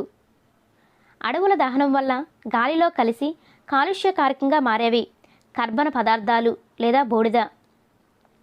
అగ్నిపర్వతాలు బ్రద్దలైనప్పుడు విడుదలయ్యే వాయువు కార్బన్ డయాక్సైడ్, సల్ఫర్ డయాక్సైడ్. కుళ్ళిన వ్యర్థ పదార్థాల నుండి విడుదలైన గాలి కాలుష్యానికి కారణమైనది అమ్మోనియా. నీటిలో కుళ్ళిన వ్యర్థ పదార్థాల నుండి విడుదలయ్యే వాయువు మీథేన్. మోటార్ వాహనాల నుండి విడుదలయ్యే పొగలోని వాయువు sulphur dioxide, carbon monoxide, nitrogen dioxide. ఇది ఎలా గుర్తుపెట్టుకుంటారంటే నైట్ నుండి సెల్ఫ్ కొడితేనే మోటార్ ఆన్ అవుతుంది. మోనా అంటే కార్బన్ మోనాక్సైడ్, నైట్ నుండి అంటే నైట్రోజన్ డయాక్సైడ్, సెల్ఫ్ కొడితేనే అంటే సల్ఫర్ డయాక్సైడ్. మోటార్ ఆన్ అవుతుంది అంటే మోటార్ వాహనాల నుండి విడుదలయ్యే పొగలోని వాయువులు. ఇంధనాలను మండించడం ద్వారా వెలువడే గాలి కాలుష్య కారకాలు కార్బన్ మోనాక్సైడ్, పొగ, ధూళి, బూడిద, సల్ఫర్ డయాక్సైడ్. క్రింది వాటిని జతపరిచినట్లయితే పరవాడ విశాఖపట్నం జిల్లాలో ఉంది, పాలవంచ ఖమ్మం జిల్లా, విజయవాడ కృష్ణా జిల్లా, కృష్ణపట్నం నెల్లూరు జిల్లా. రేడియోధార్మిక వ్యర్థ పదార్థాలు విడుదల చేసేది అణు విద్యుత్ కేంద్రం. 1986లో రష్యాలోని చెర్నోబిల్ దుర్ఘటనలో విడుదలైనది రేడియోధార్మిక పదార్థాలు. రష్యాలోని చెర్నోబిల్ దుర్ఘటనలో విడుదలైన రేడియోధార్మిక పదార్థాల వలన కలిగే నష్టాలు: 5 మిలియన్ల ప్రజలు క్యాన్సర్కు గురయ్యారు, 1,25,000 పరిధిలో విస్తరించి పంట పొలాలను నిరుపయోగం చేసింది, అడవులు నాశనమయ్యాయి. ప్రస్తుతం భూమిపై అడవులు విస్తరించిన శాతం 19%. చెట్లను నరకడం వల్ల గాలిలో దేని శాతం పెరుగును? Carbon dioxide. గ్లోబల్ వార్మింగ్ లేదా భూతాపమునకు కారణము: అడవుల నరికివేత, గాలిలో కార్బన్ డయాక్సైడ్ శాతం పెరుగుదల. సిఎఫ్సి అనగా క్లోరోఫ్లోరో కార్బన్స్. సిఎఫ్సి లేదా క్లోరోఫ్లోరో కార్బన్లు దేని నుండి విడుదలవుతాయి? రీఫ్రిజిరేటర్స్, ఏసీలు, ఏరోసాల్స్. ఓజోన్ పొరను దెబ్బతీసేవి: రీఫ్రిజిరేటర్స్, ఏసీలు, క్లోరోఫ్లోరో కార్బన్లు, ఏరోసాల్స్. ఎస్పిఎం అనగా సస్పెండెడ్ పర్టిక్యులేట్ మేటర్. ఈ క్రింది వానిలో ద్వితీయ కాలుష్య కారకం పాన్, పిఏఎన్, ఫార్మాల్డిహైడ్, ఓజోన్. క్రింది వాటిలో ద్వితీయ కాలుష్య కారకం కానిది అని అడుగుతాడు. పిఏఎన్ విస్తరించగా పెరాక్సీ ఎసిటైల్ నైట్రేట్. తాజ్మహల్కు దీనివలన ప్రమాదం జరుగుతుంది, ఆమ్ల వర్షం. సిఎన్జి అనగా కంప్రెస్డ్ నేచురల్ గ్యాస్. భోపాల్ దుర్ఘటనలో వెలువడిన విషవాయువు మిథైల్ ఐసోసైనైడ్. భోపాల్ గ్యాస్ దుర్ఘటనకు సంబంధించి సరైనవి. డిసెంబర్ 2, 1984లో జరిగింది. సుమారు 3,000 మంది మరణించారు. ఎంఐసి అనే వాయువు గాలిలో కలవడం వల్ల జరిగింది. ఎంఐసి అంటే methyl isocyanide. WHO world health organisation ప్రపంచ ఆరోగ్య సంస్థ 2011 గణాంకాల ప్రకారం ప్రతి సంవత్సరం కాలుష్యం వల్ల ఎంతమంది చనిపోతున్నారు? 2.4 మిలియన్లు. మినిమెటా వ్యాధికి కారణం పాదరస పదార్థ రేణువులు. వెండి వస్తువులపై పూత ఏర్పడి నల్లగా మారటానికి కారణం హైడ్రోజన్ సల్ఫైడ్. హైడ్రోజన్ సల్ఫైడ్కి సంబంధించి సరైన వాక్యాలు. ఇది కుళ్ళిన కోడిగుడ్డు వాసన కలిగి ఉంటుంది. దీన్ని పీల్చడం వల్ల విపరీతమైన తలనొప్పి వస్తుంది. మన రక్తంలోని హిమోగ్లోబిన్తో కలిసే విషపూరిత వాయువు కార్బన్ మోనాక్సైడ్. ఎల్పిజి అనగా లిక్విడ్ పెట్రోలియం గ్యాస్. స్వచ్ఛ పాఠశాల, హరితహారం, వన మహోత్సవాన్ని ఏ నెలలో జరుపుతారు? జూలై నెలలో. భారతదేశంలో అతి ప్రమాదకరమైన కాలుష్య ప్రాంతంగా గుర్తింపబడినది పటాన్ చెరువు. మూసీ నది ప్రక్షాళన పథకం కింద కాలుష్య నియంత్రణకు తీసుకుంటున్న చర్యల్లో సరైనవి. ఘనరూప వ్యర్థాల నిర్వహణ, మురికి నీరు శుద్ధి చేయు ప్లాంట్ ఏర్పాటు, నదీ తీరాన్ని అభివృద్ధిపరచడం, ప్రజల్లో అవగాహన కల్పించడం ఇవన్నీ సరైనవే. రంగు వాసన లేని నీరు స్వచ్ఛమైన నీరు. నీటి కాలుష్యం జరగడానికి 2 ప్రధాన కారణాలున్నాయి: నిర్దిష్ట కాలుష్య కారకాల విడుదల, అనిర్దిష్ట కాలుష్య కారకాల విడుదల. క్రింది వారిలో నిర్దిష్ట కాలుష్య కారకం పరిశ్రమల నుండి వెలువడే కలుషితాలు. నీటిలో పోషకాలు బాగా పెరిగి మొక్కలు విపరీతంగా పెరిగి ఆక్సిజన్ పరిమాణాన్ని తగ్గడాన్ని ఏమంటారు? యూట్రాఫికేషన్ అంటారు. ఒక ఇంజిన్ ఆయిల్ చుక్క ఎన్ని లీటర్ల నీటిని కలుషితం చేస్తుంది? 25 లీటర్ల నీటిని కలుషితం చేస్తుంది. ప్రజలు తమ ఇంటి తోటలో, లాన్స్లో ఉపయోగించే పురుగుల మందులు రైతులు వాడే పురుగుల మందుల కంటే ఎన్ని రెట్లు ఎక్కువ కాలుష్యం కలుగజేస్తాయి? 10 రెట్లు. ఏ లవణాల వలన భూగర్భ జలాలు విషతుల్యమవుతున్నాయి? ఫ్లోరైడ్ లవణాల వలన. కాలుష్యాన్ని తగ్గించుటకు ఏ నియమాలను పాటించాలి? Recycle, reuse, recover, reduce. మీరు తెల్ల పేపర్పై ప్రింట్ తీసుకునేటప్పుడు రెండవ వైపును కూడా ఉపయోగించినట్లయితే అది క్రింది చర్య అవుతుంది: తగ్గించడం. ఫ్లోరైడ్ పీడిత ప్రాంతాలుగా గుర్తించిన జిల్లాలు: నల్గొండ, ప్రకాశం, మెదక్, ఖమ్మం, నెల్లూరు. ఇది ఎలా గుర్తుపెట్టుకుంటారంటే, ఫ్లోర్ మీద ప్రకాశ్ కమ్మను నల్లిని నలుపుతున్నట్లు మెత్తగా నలగొట్టాడు. ప్రకాశ్ ఫ్లోర్ మీద, ప్రకాశ్ అంటే ప్రకాశం జిల్లా, ఫ్లోర్ మీద అంటే ఫ్లోరైడ్ పీడిత ప్రాంతాలు. ఖమ్మను అంటే ఖమ్మం జిల్లా, నల్లిని నలిపినట్టు అంటే నెల్లూరు, మెత్తగా అంటే మెదక్, నలగొట్టాడు అంటే నల్గొండ. ఫ్లోర్ మీద ప్రకాష్ కమ్మను నల్లిని నలిపినట్లు మెత్తగా నలగొట్టాడు. మన దేశంలో త్రాగే నీటిలో ఫ్లోరైడ్ మోతాదు ఎంతకన్నా ఎక్కువగా ఉన్నది? 0.5 ppm లేదా 0.5 మిల్లీగ్రామ్ పర్ లీటర్. మన రాష్ట్రంలో ఏ సంవత్సరంలో మొదటిసారిగా పొదిలి, దర్శి, కనిగిరి ప్రాంతాల్లో తీవ్రమైన ఎముకల ఫ్లోరోసిస్ వ్యాధిని గుర్తించారు? 1937. ఫ్లోరిన్ ప్రభావం ఉన్న ప్రాంతాల్లో ఎటువంటి ఆహారం తీసుకోవడం ద్వారా పిల్లలు, యువకుల్లో ఈ వ్యాధి తీవ్రతను తగ్గించవచ్చు? కాల్షియం, మెగ్నీషియం, విటమిన్ సితో కూడిన ఆహారం తీసుకోవడం వలన పిల్లలు లేదా యువకుల్లో ఈ వ్యాధి తీవ్రతను తగ్గించవచ్చు. ఫ్లోరిన్ గాఢత 1.5 ppm కన్నా ఎక్కువగా ఉంటే పిల్లల్లో వచ్చే వ్యాధి దంత సంబంధ వ్యాధులు. ఈ క్రింది వాటిలో సరికానిది. మీకు పేజ్ నెంబర్స్తో ఇచ్చాను కాబట్టి మీరు కన్ఫ్యూజ్ అవ్వక్కర్లేదు. ఎక్కడైనా మీకు డౌట్ వచ్చినట్లయితే మీరు టెక్స్ట్ బుక్ రిఫర్ చేసుకోవచ్చు. ఆరోగ్యం అన్న పదానికి అర్థం బాగా ఉండటం. మానసికంగా, శారీరకంగా, సామాజికంగా బాగా ఉండే స్థితిని ఆరోగ్యం అంటారు. వ్యక్తిగత ఆరోగ్యం అతను లేదా ఆమె పరిసరాలు లేదా ఆర్థిక పరిస్థితిపై ఆధారపడి ఉంటుంది. ఇవన్నీ సరైనవే. వ్యాధిని కలిగి ఉండే కాలాన్ని బట్టి 2 రకాలుగా విభజించవచ్చు. ఒకటి స్వల్పకాలిక వ్యాధి, దీర్ఘకాలిక వ్యాధి. క్రింది వానిలో దీర్ఘకాలిక వ్యాధి బోధకాలు లేదా ఫైలేరియా. ఈ క్రింది వాటిలో సరికానిది. మంచి పౌష్టికాహారం దొరక్కపోవడం వ్యాధికారతకు రెండవ దశ. పేదరికం, ప్రజా పంపిణీ వ్యవస్థ వ్యాధి కారకతలో మూడవ దశకు చెందిన కారణాలు. ప్రతి వ్యాధికి సత్వర కారకాలు, దోహద కారకాలు ఉంటాయి. ఇవన్నీ సరైనవే. వీటి వలన వచ్చే వ్యాధులను సాంక్రమిక వ్యాధులు అంటారు. సాంక్రమిక జీవుల నుండి వచ్చే వ్యాధులను సాంక్రమిక వ్యాధులు అంటారు. ఈ వ్యాధి జన్యులోపాల వల్ల వస్తుంది. క్యాన్సర్. వ్యాయామం, శారీరక శ్రమ లేకపోవడం వల్ల కలిగే వ్యాధులు. అధిక రక్తపీడనం, స్థూలకాయత్వం. జీర్ణాశయ అల్సర్కి ఈ బ్యాక్టీరియా కారణం. Helicobacter pylori. రోబిన్ వారెన్ ఏ దేశానికి చెందిన వ్యాధి నిర్ధారణ నిపుణుడు? ఆస్ట్రేలియా. బేరీ మార్సల్ మరియు రోబిన్ వారెన్లు దేనిపై పరిశోధన చేశారు? జీర్ణాశయ అల్సర్.